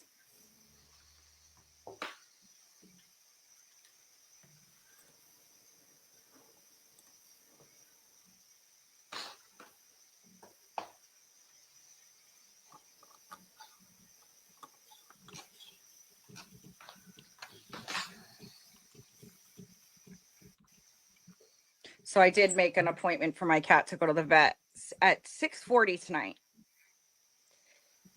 So I may be making a call with you, Ari, to that contract we're getting locked up tonight while I'm on the road.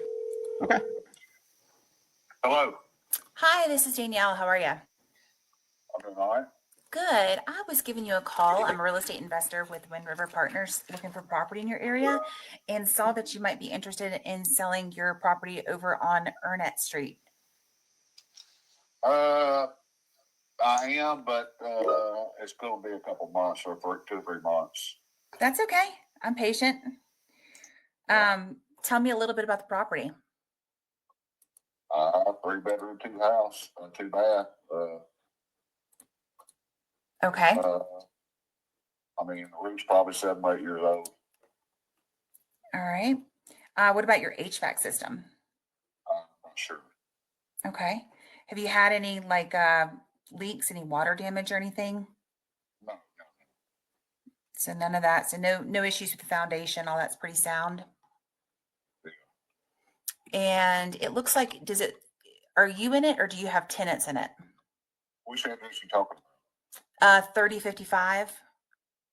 I'm living by myself. Okay. It's your house. I wasn't sure. And let's see here. I'm showing it. It's pretty big from what I'm showing. Is it 2,430 square feet? Yeah, that's close enough. Yeah. And tell me a little bit about cosmetically. Everything's good. Okay. Looks like you. Say the oven's a little outdated, but color-wise, kind of a beige. Gosh, I haven't seen a beige oven in a long time. So maybe the kitchen needs little cosmetic updates. That'd be the only thing. Okay. What about your Because bathrooms? I got a new cooktop. Okay. Bathrooms, they're perfect. The only thing is the tiles are a little outdated too. It's got the little tiles, not the big squares. Mm-hmm. Okay. And tell me a little bit about kind of, I'm an investor. Tell me a little bit about why you're interested in potentially working with an investor versus just listing it on the MLS. Well, I mean, it depends on the price. Okay. Yeah, if the price, I mean, I've talked to some real estate people, and they said they could sell my house easy. I haven't committed to that yet, but I was just curious on what an investor would offer. Sure. That makes sense. So, we do offer, we typically offer cash for properties. We're either looking to buy them and fix them up and then turn around and flip them, or we buy them and hold them and put renters in ourselves. Do you have kind of a ballpark number for what you're looking to get for the property? I don't know. I'd have to get it appraised. Okay. That way I'm not cheap myself. Mm-hmm. And so you're really looking to get kind of an offer as close to that, what you might get selling it on the MLS. Oh, of course. Okay. I mean, if I sell it, real estate ladies are going to get 8-10%. Yeah. And that's coming from the top. Right. Yeah. Somewhere close to that range, I guess. Okay. Give or take. Yeah, that is the one nice thing about working with an investor. There are no real estate agents. We purchase the property as is. We pay for all the closing costs, so you don't end up having to come out of pocket for any of that. Right. But it sounds like at this point, you're not totally sure what it is that you want to do with it. Well, I mean, I've got 3 homes. I rent one, and I have 2 that we live in. Oh, wow. So you're back and forth. Where's your other house? It's on the Tennessee River. Oh, nice. I just put a contract in on a house on the Tennessee River. Yeah. 43 acres. And that's going to be my retirement home, which I'm on 57, so I got a little ways to go. For insurance, health insurance, I'd probably retire right there. Wow. Congratulations. But, yeah. That's awesome. So when I'm close to doing that, I've already moved my wife and my son up there. So, yeah, I'm not far from it. I'm just kind of scared to pull the trigger. That makes sense to you. Yeah. What's the hesitancy? What's that? I said, what is the hesitancy? You're scared to pull the trigger on retiring or selling the house? Yes. Retiring. Yeah. Well, I can understand that. You got to have a lot of good hobbies. Yeah. And you got to have a lot of money. Yeah, that too. That too. So when you talk to the real estate agent, did they give you an idea of what they might list your house for? No, but they didn't. If they could come by and talk about it and see the house, and I told them that I would call them back if I'm in no hurry. Okay. Yeah. Well, I would definitely love to have the opportunity to kind of continue this conversation with you. See what you're looking to get for the property, see what we might be able to work out with you. Well, I know they just sold the house right around the corner, like 8 houses around the corner. Mm-hmm. They sold it for 200, and it's a small house. Let's see. I was trying to see where if I could pull that up. Do you know? Was it on Kenneth Street? What street? Kenneth? No, it was on. I want to say Robbie Don or Priscilla. Both people cross each other, and it's a corner house. Okay. A corner lot. Mm-hmm. So it'd be Priscilla or it'd be Robbie Don. I don't see that one on here. I'm just looking at some of the stuff that's sold in the area.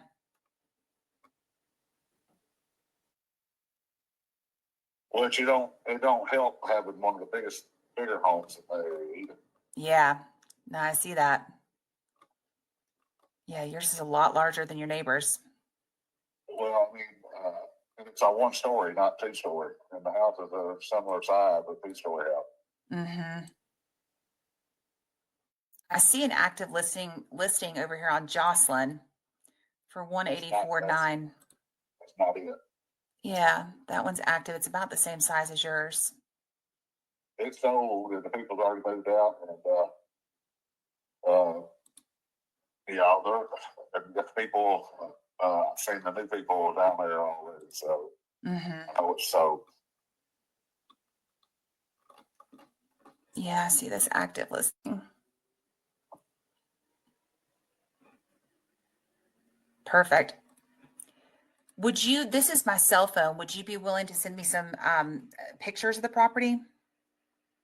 Well, you can pull up the website. I mean, or Google the address, a picture of the front of the house. It'll come up.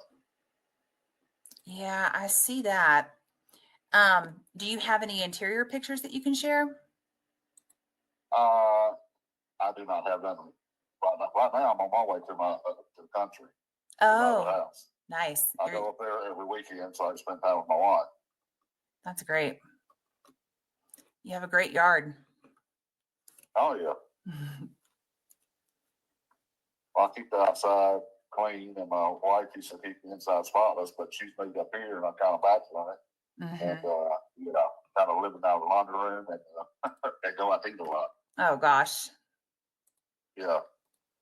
Well, when you get back in town, if you don't mind, I would love to see some interior pictures if you can send them. And then, have a chat with your wife today when you see her this weekend and just kind of get aligned about what it is that you guys want to do. And I'd love to follow up and have another conversation with you. Yeah. My biggest thing is the price, because I know I'm kind of gun shy on that too, because we just sold my parents' house. They're deceased, and we had my sister's son living in it, and he transferred with his job in Orlando, so nobody lived there. So we put it up we sold it to an investor, and they lowballed the crap out of us. And my sister's oldest, and she was power of attorney, and she sold it, and she started doing it.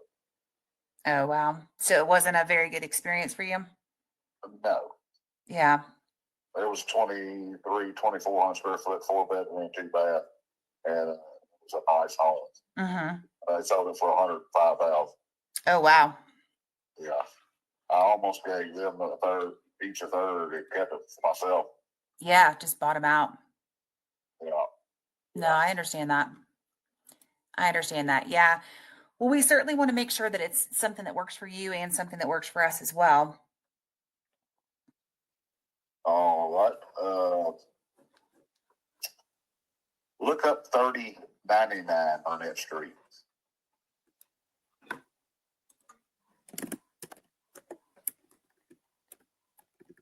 Now, the picture you see, does it have a tree in the yard?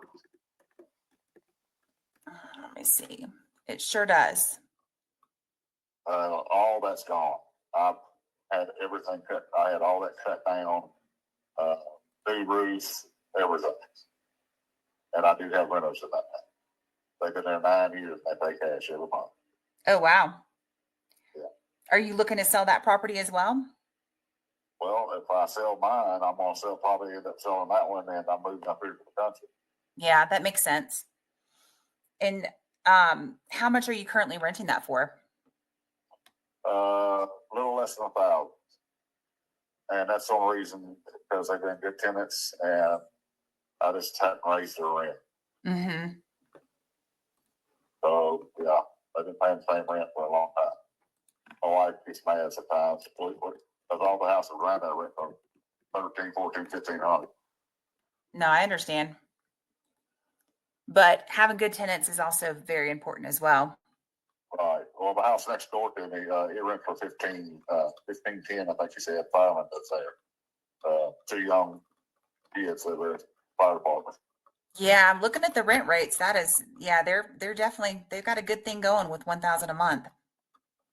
Yeah. Yep. Do you have kind of and that's the reason they moved it. right now that makes sense. Do you have a ballpark idea about what you might want for that property? I've been offered 120 by other investors, and it's all brick home, new roof. Only downfall, it's got a ginormous tree in the back. Does that tree need to come down? There's nothing wrong with it. No, it's solid as rock. I've already had all the limbs. I had a limb come off, fall onto the roof. It punctured the roof, and that's how I got a new roof from the insurance. Oh, nice. So, but I had all that cut off, like all the limbs cut off away from the roof, so it wouldn't have a gym. Okay. Yeah. Nice. That's a nice little house. I mean, it's not nearly as big as mine, but it's still a 3-bedroom, 2-bath. Mm-hmm. And about how quickly would you potentially want to sell that property? Around the same time you're looking to sell yours too? Well, if I'd have to give them some notice. They're good people to me, so I wouldn't throw them out. You know what I mean? Yeah, no, that makes sense. Their first year they was under lease, and then the other 8, 9 years they've been there, they just month to month. Mm-hmm. So yeah. Yeah, I would definitely be interested in chatting with you more about that property as well. Right. Yeah, I'm just looking at some of the other comps in the street for that one as well. An investor called me yesterday. He's been calling me about every 3 months for about 2 years, and he told me he bought the house across the street from the house, my smaller house, and he bought it for $105. And I'm like, Rob Sims. Wow. Yeah. So he got a 4-bedroom, 2-bath. He got quite the deal, didn't he? Yeah, but it needs work. I've been in there when they had a estate sale, and it's just cut up too much for me. I mean, it's a fry level, and rooms are just, I mean, being cut up like that, the rooms are real small. Like my house I live in, 2,500 square foot under one story. I mean, my rooms are huge. Yeah, that makes it tough when you've got to move walls and get it when it's all segmented like that, for sure. And my den is, I think 16 or 18 by 22. And My bedroom is about the same size. That the other two bedrooms, which I got a big, what would you call it? I can't think of the word I'm looking for. It's like a entertainment room. Oh, like a bonus room. Yeah. Yeah, it's huge too. This property at 3099, what kind of condition would you say it's in? Good. All hardwood floors. The roof, like I said, I'm not sure how the HVAC is, but it works fine. I got a air conditioner guy that I've been friends with for 30 years. He comes and services my stuff all the time. He said there ain't nothing wrong with it. And what about cosmetically? Good. It needs to be painted. It needs to be painted. But I mean, you don't have much to paint. Just the varnish around the top. Because it's all brick, and then the carports. Yeah, I see that. Yeah. Yeah, definitely chat with your wife when you guys are together this weekend, because I'd love to definitely talk to you about both properties. Right. And follow up. My name's Danielle. I can send you a text message with my website so you have everything and all my contact information. All right. Do you have any additional questions for me, just in terms of kind of how we work and how our offers work? Not really, because I mean, like I said, I'm in no hurry. I mean, I'm really in no hurry. But my goal is to retire next December, which that would put a ton more money in my pension. Sure. And I mean, I could manage a place to live, deal with it. But yeah, it's not. I mean, I guess it all comes down to the price. Yeah. If the price is right, I'll sell anything if the price is right. Hey, I'm in the same boat you are. Money talks, no question about that. Well, I appreciate the time today, and definitely let me know if you have any additional questions, and I will certainly follow up with you next week after you have a chance to chat with your wife this weekend. All right. I was kind of thinking, I had a ballpark figure in my mind. I was thinking maybe that way everybody makes money. 300 for both homes. 300 for both homes.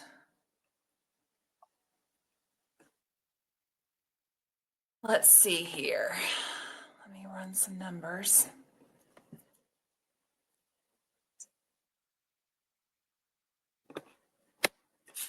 I'm pulling some comps up here.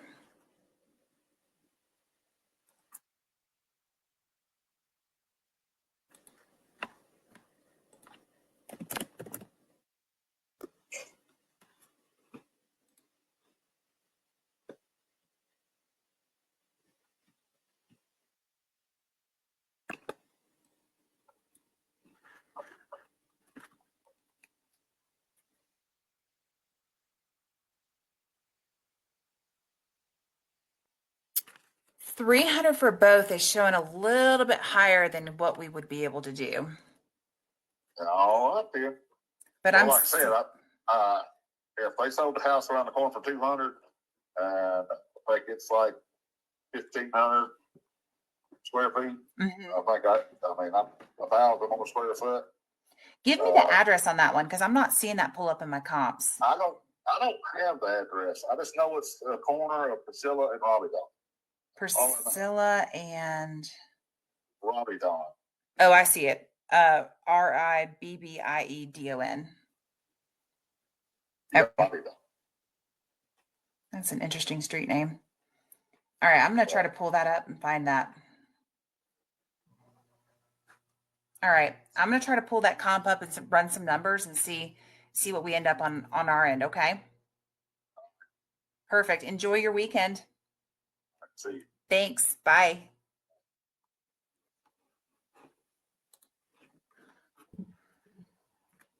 Nice call, Danny. Thank you. That was he was back and forth a little there. I know his numbers were just a little bit high on that 300 for both. I Yeah. would be closer to 230. Yeah. But I need to pull that comp up that he's talking about. I was like, wait a minute, this guy doesn't know the address. So either he's got so many properties, he's a baller and has no idea which one's which anymore. Well, he was saying it was his neighbor's house that sold. Yeah. But his rent rate for that rental property is extremely low. I'm looking at another house on the same street that's renting for $1,500 a month. So if he's only renting it for $1,000, Yeah, great. under market. Yeah.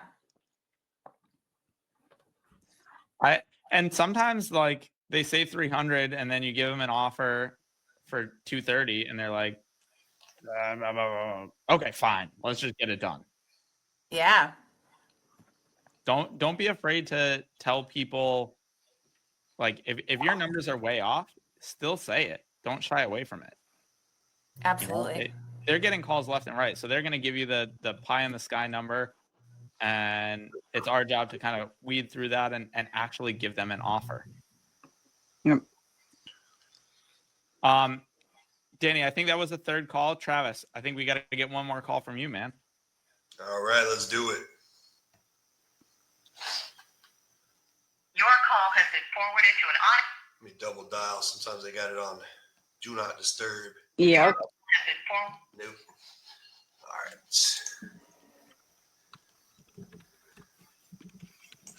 Next.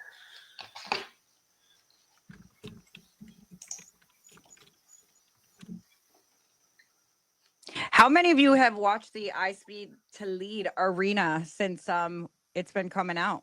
Who has not missed an episode yet? Ooh, that's an interesting title.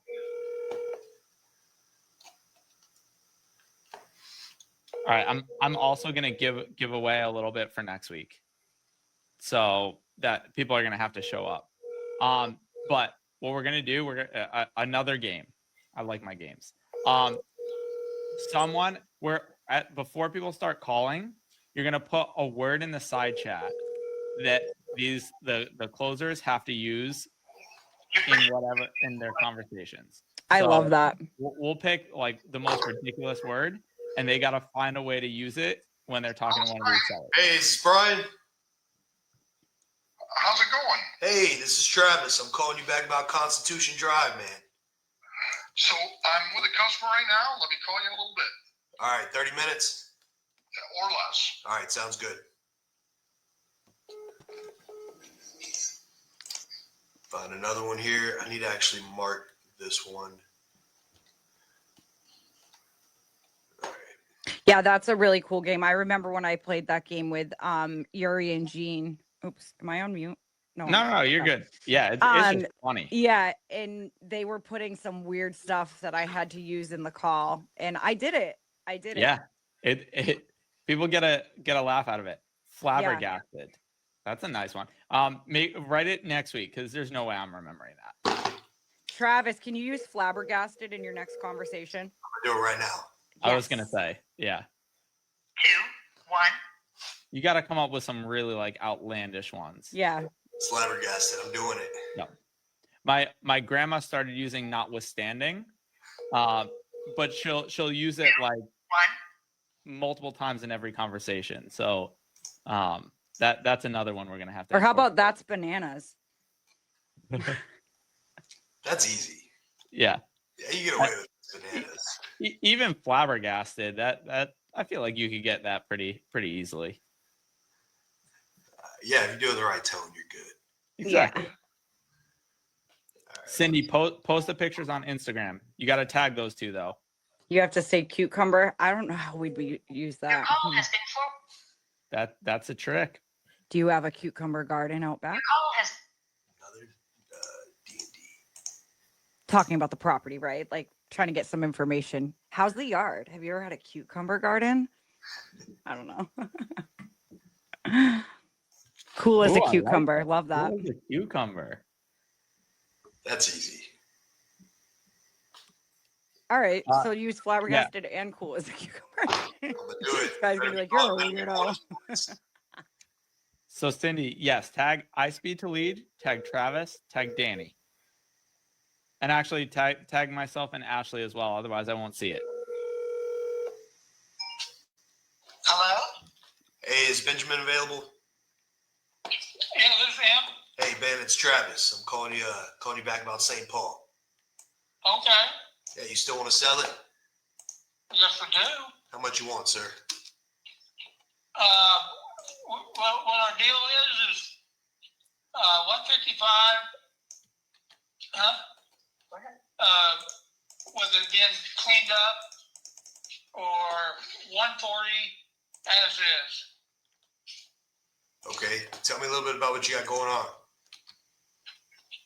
Well, it just needs a small amount of cleanup work as far as the house goes. And there's a little bit of sheetrock down in the basement area where it was taken up a couple feet around the bottom to make sure there was no mold, and there was not any. So we got to put the sheetrock back in. And that's about the main problem. Our tenant passed away, and most of the stuff has been cleaned out of there, but there's a few items that need to be cleaned out. And it was a friend of ours that was living there. And so that's one reason we want to go ahead and get rid of it, because of that happening. Yeah. She had cancer. Sorry to hear that. Yeah. But it's a nice place. It's got a big living room, double doors going out the back to a pretty good sized backyard. Like there's an old wood playset left back there.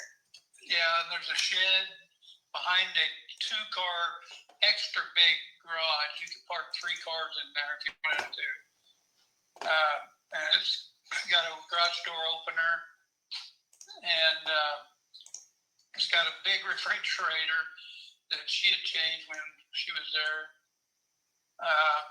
Oven, microwave, dishwasher, garbage disposal, and 2 bedrooms. And then with a lot of the renter, what she did was make the big living room with a fireplace a bedroom. She put one of those sliding doors, barn doors, and she just shut that, and that's where she slept for a bedroom. And then there's a basement that you could go down to underneath that, and that could be an office or place to sleep, but it doesn't have a window that you can climb out, so you wouldn't be able to count it as anything. I don't think. As far as square footage goes. But it's got a 2-car driveway going up to the garage. And the roof is a couple years old. I mean, it's a new roof. And fireplace works fine. It's got a fan blower on it. And that's about all I can think of. It's got another living room up front that's quite a bit smaller than the one in the back. But it could be set up just like a normal house, you know. Do y'all have a mortgage on it? Yeah. What does that look like? What does that look like, Cheryl? It's like 48,000. It's 48. She said 48. I really haven't looked at the paperwork there, but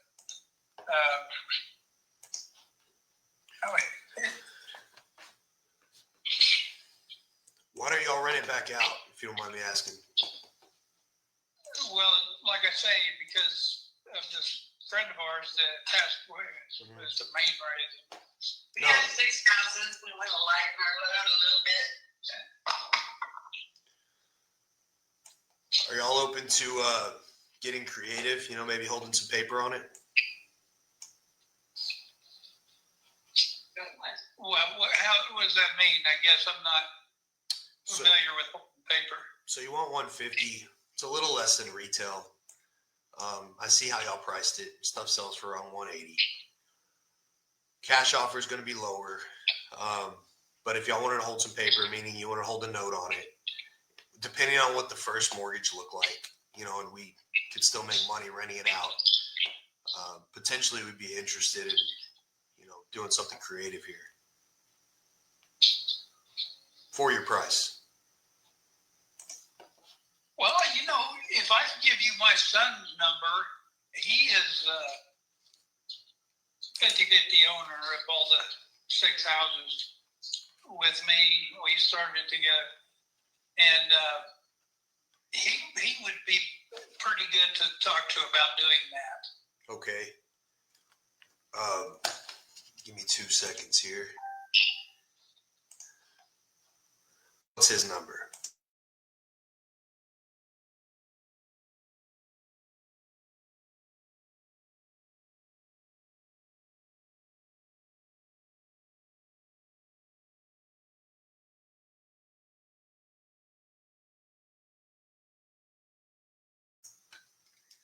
Yeah. 7239. Do you think if I called him on a 3-way call right now, he'd answer? Yes. Okay, hang on real quick. I'm gonna see if we can patch him in. Okay.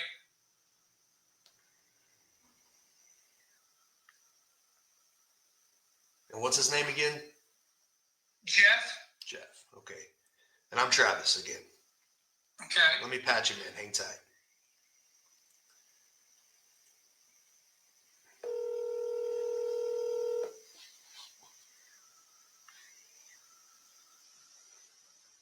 Jeff. Hey, Jeff, I got your parents on the other line looking at one of their rentals. You mind if I merge you in?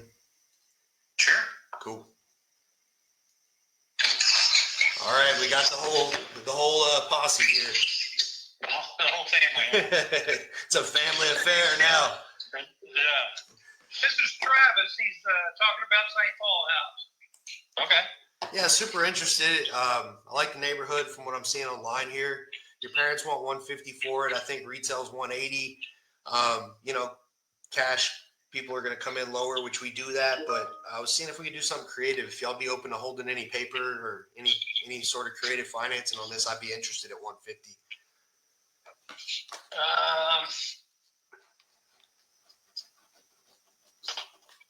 No, I mean, I'd like to work with you, but no, because we're looking to do like a 1031 exchange on it. Okay. So I don't think we're gonna be able to do that. I forgot about that. Okay. So are y'all open to maybe? I know your dad said that it needed some clean out, some sheetrock work. Are y'all open to a more competitive price? So maybe we could do something. What's more competitive? What do you mean? We're from 180 to 150, so you tell me. Yeah. So I'd be around the 130 mark. I'd probably do like 145. That's probably as low as I go. Would you? So I got something else for you then, and you could still do your 1031. All right. Mm-hmm. If you'd be okay with us marketing it, I'd be okay with the 145. I feel confident in that. Marketing it, so you're gonna basically try to sell it for more, which I'd be fine with. Yeah, you don't care to get your money. Then you'd have a closing the same day I have a closing and just make more money. Correct. Well, yeah. However we chop it up. Yeah, I'm gonna mark it up. I'm gonna cover everything, and you get 145. Well.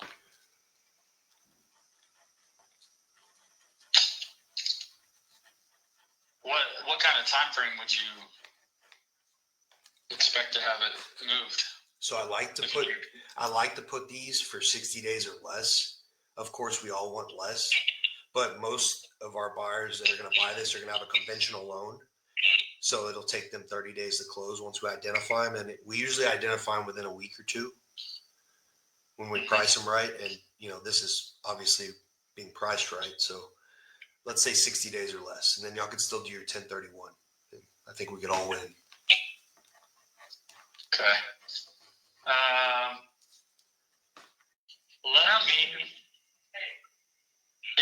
Let me talk with my parents about it real quick, and then we can get back with you. Do we have your contact information? Not really. Let me. Do you have a pen and paper, Andy? Is this your number? 361-443-3146? That's it. My name's Travis Wells. Okay. Travis Wells. Okay. And all right, yeah. I'll put on some Jeopardy music in the meantime. I'm just kidding. And then I'll come back in a minute, right after y'all huddle. Yeah. All right. Okay. When do y'all want to talk next? What's that? When do y'all want to talk next? I'm just going to write it down here so I could have some sort of availability. We're swamped. We'll chat tonight and talk with you tomorrow. Okay. I'll talk tomorrow. Okay. All right. Thank y'all. Good meeting y'all. Yeah, nice to meet you. All right. Bye-bye. See you. A good call. Flabbergasted. Ah, crap. I just forgot to tell him I was flabbergasted that I got him on the phone. Ah. Oh, man. Dang it. So good. I loved the Jeopardy music, though. That was awesome. Travis, someone asked what's a 1031. You wanna just do like a super quick thing while Yuri's getting the scores? Yeah, so if you buy a property and resell it for a gain in a certain amount of time, you get taxed by Uncle Sam. However, you could defer that tax if you roll it into another property, right? You make money and you just buy the light type property or whatever, and you get to just keep kicking the can down the road. Yep. It's how a lot of investors grow. Yep. Right? There are some stipulations like the amount of time and what kinds of properties that you can get. But honestly, one of the beauties of someone wanting a 1031, they're not going to want to do creative finance most likely because they need that cash to roll it into something else. However, Exactly. they're on a time crunch. So if they go to market and then sell that property, they've only got a short window of time to identify another property that they're going to buy. So once they're on that clock, if they miss that window, then that money goes to Uncle Sam. So a lot of times you can use that as leverage. Like, hey, do you really want that stress? Or should we make a contract? I can be flexible on my closing to make sure that you're able to 1031 into a new property. Yeah. I'm when you try to merge people in, it's like a 50-50 shot. So I was so happy the son answered. Yeah. He's like the super level-headed one, I could tell. So I think he'll do it. I was hoping he wasn't like a hothead, a rich kid or something. Yeah. Agreed. Yeah. We got some scores. First of all, like this is the first arena that I think we've gotten multiple contracts. Yeah, this was great. Yeah, because we got best of the best here in the building. That's why we got a bunch of contracts out there. Yuri, I'm flattered. Oh, thank you, Yuri. I'm flattered. Thank you. You guys did great too. Actually, it's actually cool to see like people asking questions and Ari just answering like what's going on in the arena. No, this is awesome. So and Ashley is just beautiful here. So, but it's important as well. So that's Cat's story is the biggest one. It made people more attached to you. So that's they'll be asking every week about your cat now. So we're actually calculating scores, but before we go into that, I actually posted like Danny won the first round. So we're gonna see 2 more. So stay tuned because Travis just got 2 really cool calls. I'm telling you, like guys, this was freaking awesome. I think everybody this was agree. awesome. But before we go any further, just want to remind everybody because it's been 2+ hours. Danny and Travis are leaders of 2 amazing communities. So Danny, can you give us a quick reminder? And guys, all the links to join Real Estate Investor Network for Women, link for free webinar is in description. Danny, why it's so cool? And creative finance, all the strategies. And another cool thing I'm going to say from my side that I like about the community, because you can find buyers inside of the community because they're not just focused, let's say, on wholesaling. A lot of them are wired to flip, and that's where we need to tell, you can actually wholesale some things, but they're all wired to flip. So if you have a good contract, there is a high chance that you can find a buyer right inside Danny's community. Is that fair to say? Yeah, that's very fair to say. I would say that's probably one of the biggest benefits is that we have, I mean, if you need an in buyer, if you need somebody to JV on a partnership, we've got tons of lenders within our network. And so I think that's the biggest thing that really kind of sets us apart is that the majority of our ladies partner work with each other. So I actually had a couple of our students who were running comps, and you guys knew because Ashley was in Dallas for our live events. She got to see the energy. Yeah, she got to see the energy kind of firsthand when she was out there. Energy. Yeah. Did you notice it was hanging in the back right there? My necklace thingy from the Oh, I love that. So this is awesome again, and this is the big thing. So everybody who's a part of community, guys, this is a great benefit. First of all, you can use this on the calls if you are first time trying to close a deal. Hey, I'm a part of a large network of people who are closing deals nationwide. So do you mind me? And you just go into your script, which creates some credibility rather than you like explaining who you are and you have nothing. You just started, you have no money, and it's good on the phone. So it helps. Sure. And on the other side, if you can find some buyers inside of your group, this is awesome. And to just prolong this conversation about flipping houses without actually paying in the butt was that. And you guys saw a couple of calls with Travis was very smooth into, hey, you want more money or you want to do it fast? You want more money? Okay, give me some time. And a lot of those things, innovations, wholesaling. Travis, tell us a little bit more about your mastermind coaching that is upcoming. When is that? And the link is in the description and what's inside. Yeah, we have, we have about 65 members at Wholetails. I fund the deals whenever they are wholesale deals, and we'll just JV on them if they need that. My goal is to get investors a track record. And I know that's scary for some of them, and instead of them fumbling, getting there like I did, right? And many others, I'm sure, they kind of get handheld to get that track record, introduce them to investors, money partners and stuff like that. Got a workshop this weekend going over Wholetails, but we do innovations, Wholetails, creative, everything, whatever fits. My personality is just straight shooter, right? I think there's so many great communities. It's just whoever you vibe with and like how you're going to do the best. So, yeah.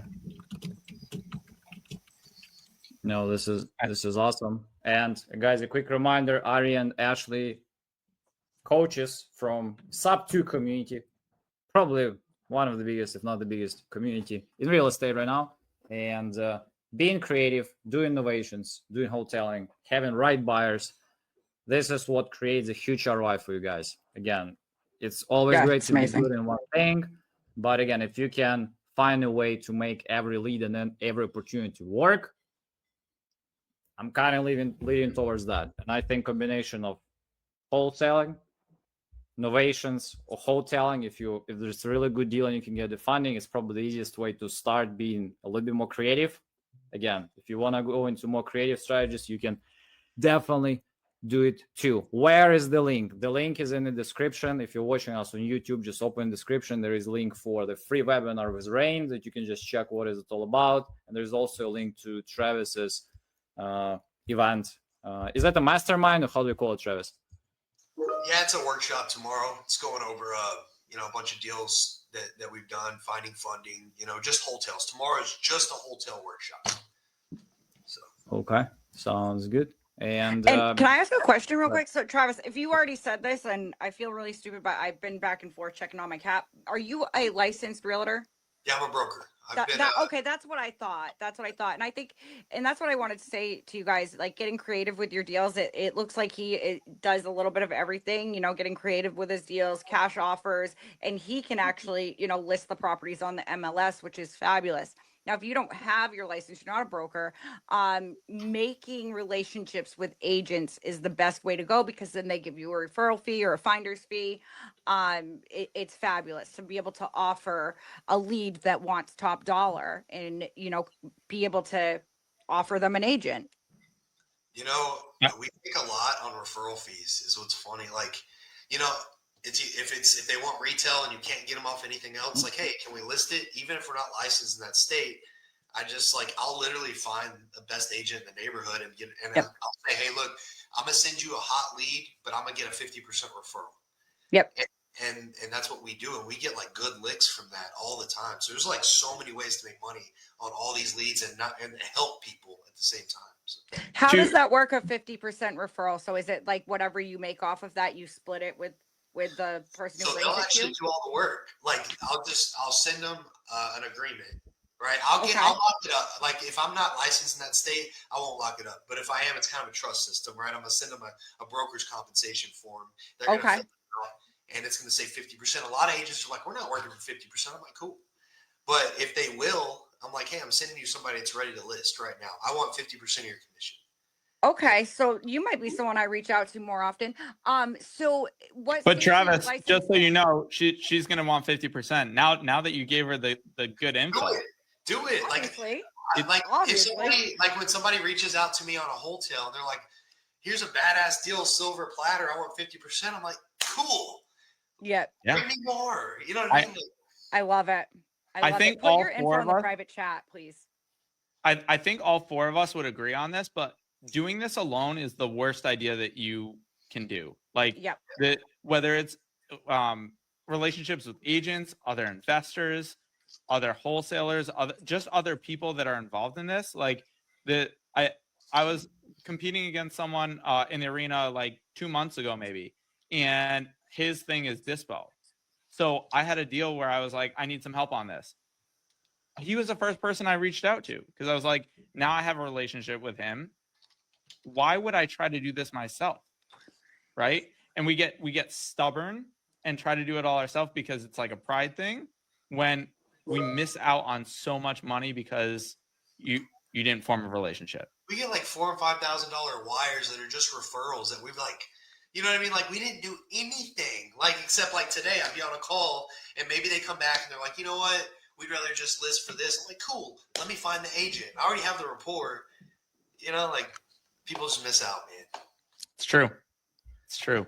And while we're waiting for Danny, so just want a quick reminder, guys. The sponsor of the show is iSpeed2Lead. And again, if you want to skip call calling, avoid all pain associated with running your own ads, or you just want more customization. By the way, buyers like Travis or guys who like particular deals should absolutely definitely check out. And I'm going to bring Danny back because you probably haven't seen it yet, but we just upgraded our fixed price mode. So, and you all definitely want to see that. So fixed price mode allows you to get custom leads, automatic one, exclusive one, based on your parameters. So as you guys, most of you know that we have a marketplace, but the first round of leads, like if there is a fixed price mode buyer available, it always goes to fixed price mode. And here is a new cool thing, right? So as you guys know, on fixed price mode, you could select parameters, areas, and that type of stuff. But here's a new thing. Right now, you can put even your price at as low as $100 per lead. So you can put as minimum $100 per lead to get exclusive leads based on your criteria that will go right away straight to your CRM at any markets that you want. The price is set. You tell us what the price you want, and we're going to generate leads according to your parameters. You want some particular type of properties with square footage, year of construction? Here you go. You want some particular motivation? You can do that too. How fast do you want to sell? You want some more aggressive sellers? You can get them here. And again, it's all exclusive just for you. It never goes to marketplace. And you know what? You can even pick the sources. You can try some. If there is some sources that don't work out for you, can just go here and adjust for any extra fee. So this is a new upgrade, probably the most effective and right now also affordable way to get exclusive leads in PPL space. Go ahead, take advantage. And if you guys just want to get something on the marketplace, code loyal80, just get some leads if you got any leads during this week. And if you haven't, use the code FPM75. Pick one lead, and after that, use loyal80. Here we go. Let's hear who the winner is. These guys got contracts to get out there. Let's freaking go. And you guys want to see that. Who do you think, guys? won. We're- So it's been very it close. was so good. I don't know. We It need a was so drum good. roll. So let me give you some scores quickly. So if you like, how everybody's installed. Danny call 1, Travis call 1. So 49.7 versus 48. So you can see the breakdown. Very close calls. Travis did a little bit better on pricing, strategy, negotiation. Property market analysis was on Danny's side, and what basically gave you the edge. In the second call, the big one was actually creative finance conversation. So we actually scored a lot of creative finance. So that actually made the huge difference, even though Travis' call was definitely harder. But for the sake of AI and how the things go, we don't care. And that's why, by the way, because it was harder, pricing, strategy, negotiation, Travis got more points there. But Danny got 51 here and 50.7, and call 3. This was where it was a huge difference. So Travis, especially getting his son on the call, was a huge, because it extended conversation. They went more into creative, and that allowed him to get 51.8. Danny scored 47.6. Again, if anybody wants the full breakdown, it will be posted on our YouTube, like full breakdown. And the best total to Travis, 102.5. Danny is 170. The total 150 versus That was good. I think this was the best arena that I've been on. This is crazy. I was like, what? Yes, Congratulations, Travis. Very close, Nice. very close, very tight. That was expected, that it will be very close and anybody could win. But Travis, congrats on a win. You both Danny, did great, that was honestly. that freaking fight. And we Give these appreciate guys some all. love. Do So, what? if you disagree and if you want to say like Travis, foo, just comment it. Danny is my winner. And if you guys want to see a rematch, I love we wanna Danny's style. Yeah, we would definitely want to see a rematch of that. So we might go even 4. We'll do it. Give these guys some Cool love. thing. Those were some amazing calls. We all Both did got amazing. right? Yes, everyone is giving you guys Amazing. love. There you Thank go, you. Travis. I can't quite compete with that one, but So, I got to get a muscle suit for next Halloween. no, this is awesome. Again, shout out to Women Real Estate Investing Network and Travis's mastermind. Check the links to their coachings. Join them. Danny, Travis, any last comments? Oh, thank you guys so much for having us. I appreciate it. I hope everybody has a great weekend. Yeah. Thank you so much. Heck of a job. That was awesome. That was awesome. So much fun. Nice to have you both. Take care. All right, bye. Bye, everyone. Not everyone. We're gonna stay. We're not Oh. just quitting. Like just post. What about Well, I was post saying show bye to thing? them. Post show thing. Post So, show. Post show. How do you feel?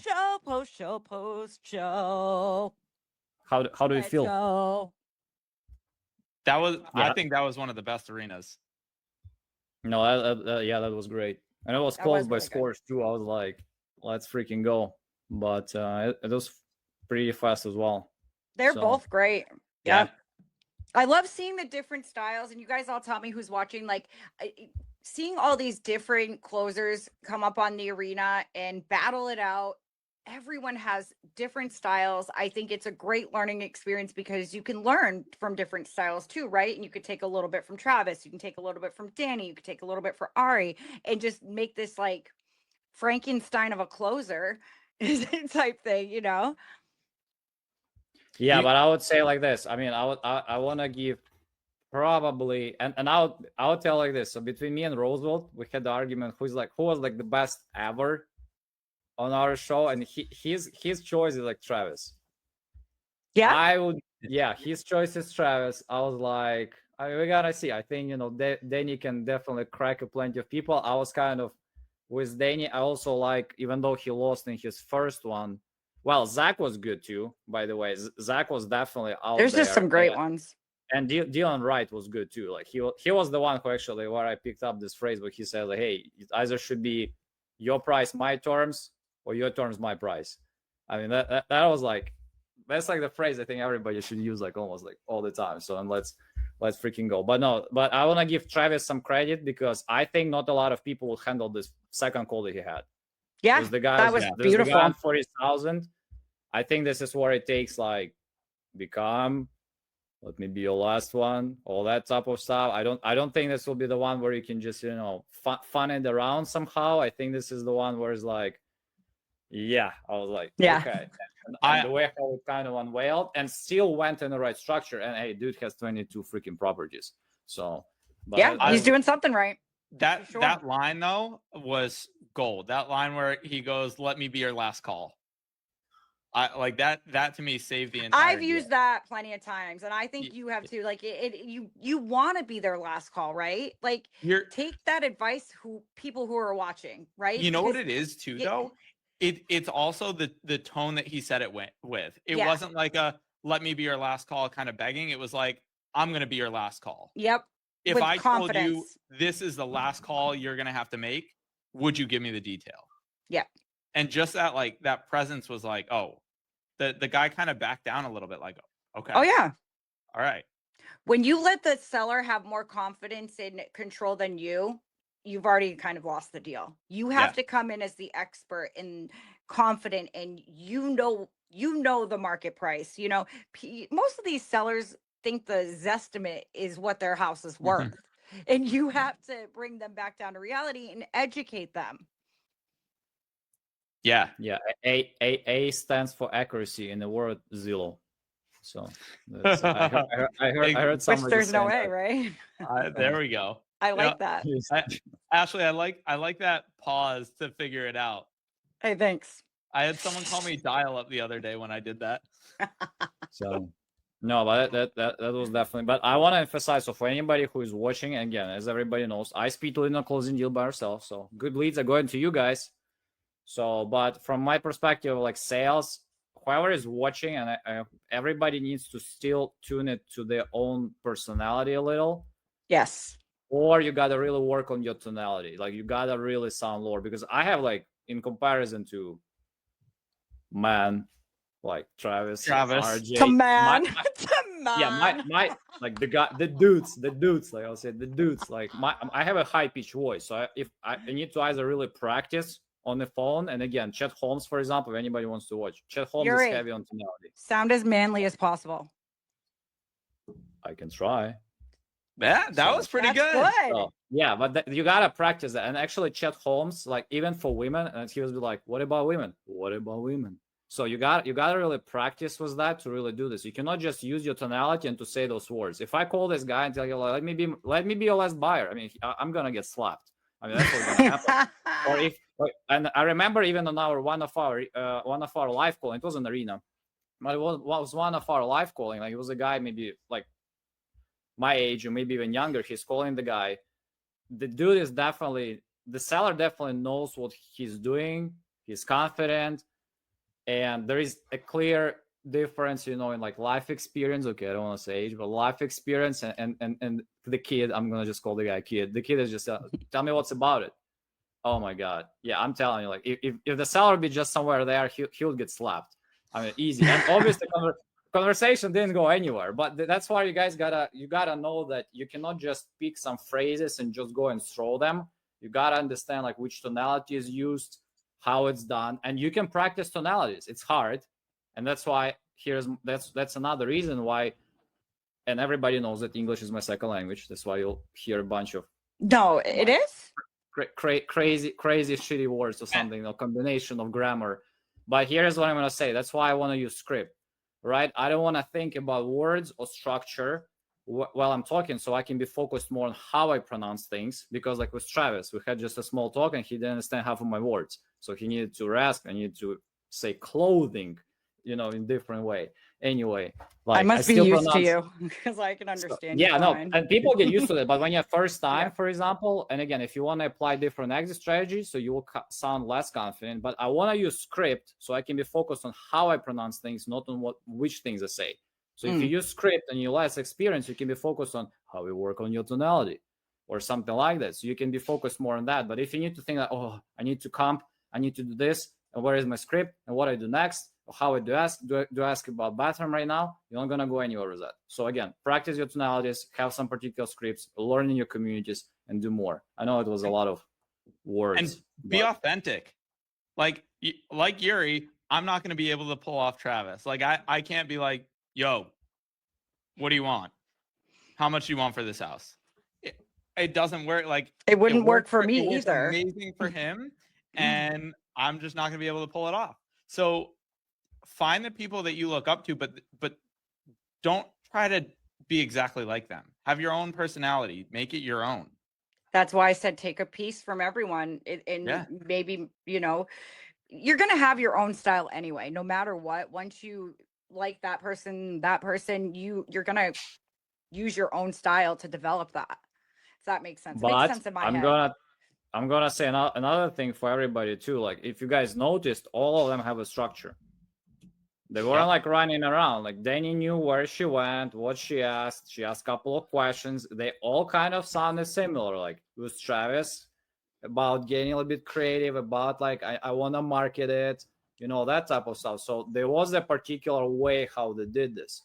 So that's and so I want, go ahead. Certain key phrases like 60 days or less. Right? It's not 60 days. Because then they're like, oh, I don't want to wait 60 days. It's 60 days or less. Now it feels softer. Now all of a sudden they have in their head, okay, well, it might be less than 60 days. So little phrases, it makes so much difference. 100%. I love it. On this positive note, I would like to thank Ashley and Ari for showing up again as a co-host for the show. I hope everybody found beneficial to be part of iSpeed Arena. I know we're gonna cut a lot of those, like an edit. They just edit, you know, so people can just watch it. We did it one, but it's just so many of those. Yeah. But guys, make sure to check out our fixed price mode. Use the coupon. Subscribe to the YouTube channel.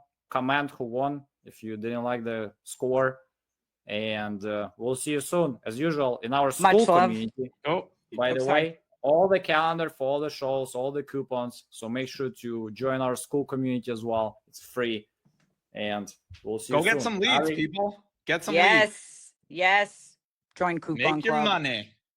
And on this positive side, like, get some leads, guys, and close some deals. And we'll see you soon. Thank you all. Later, guys. Night.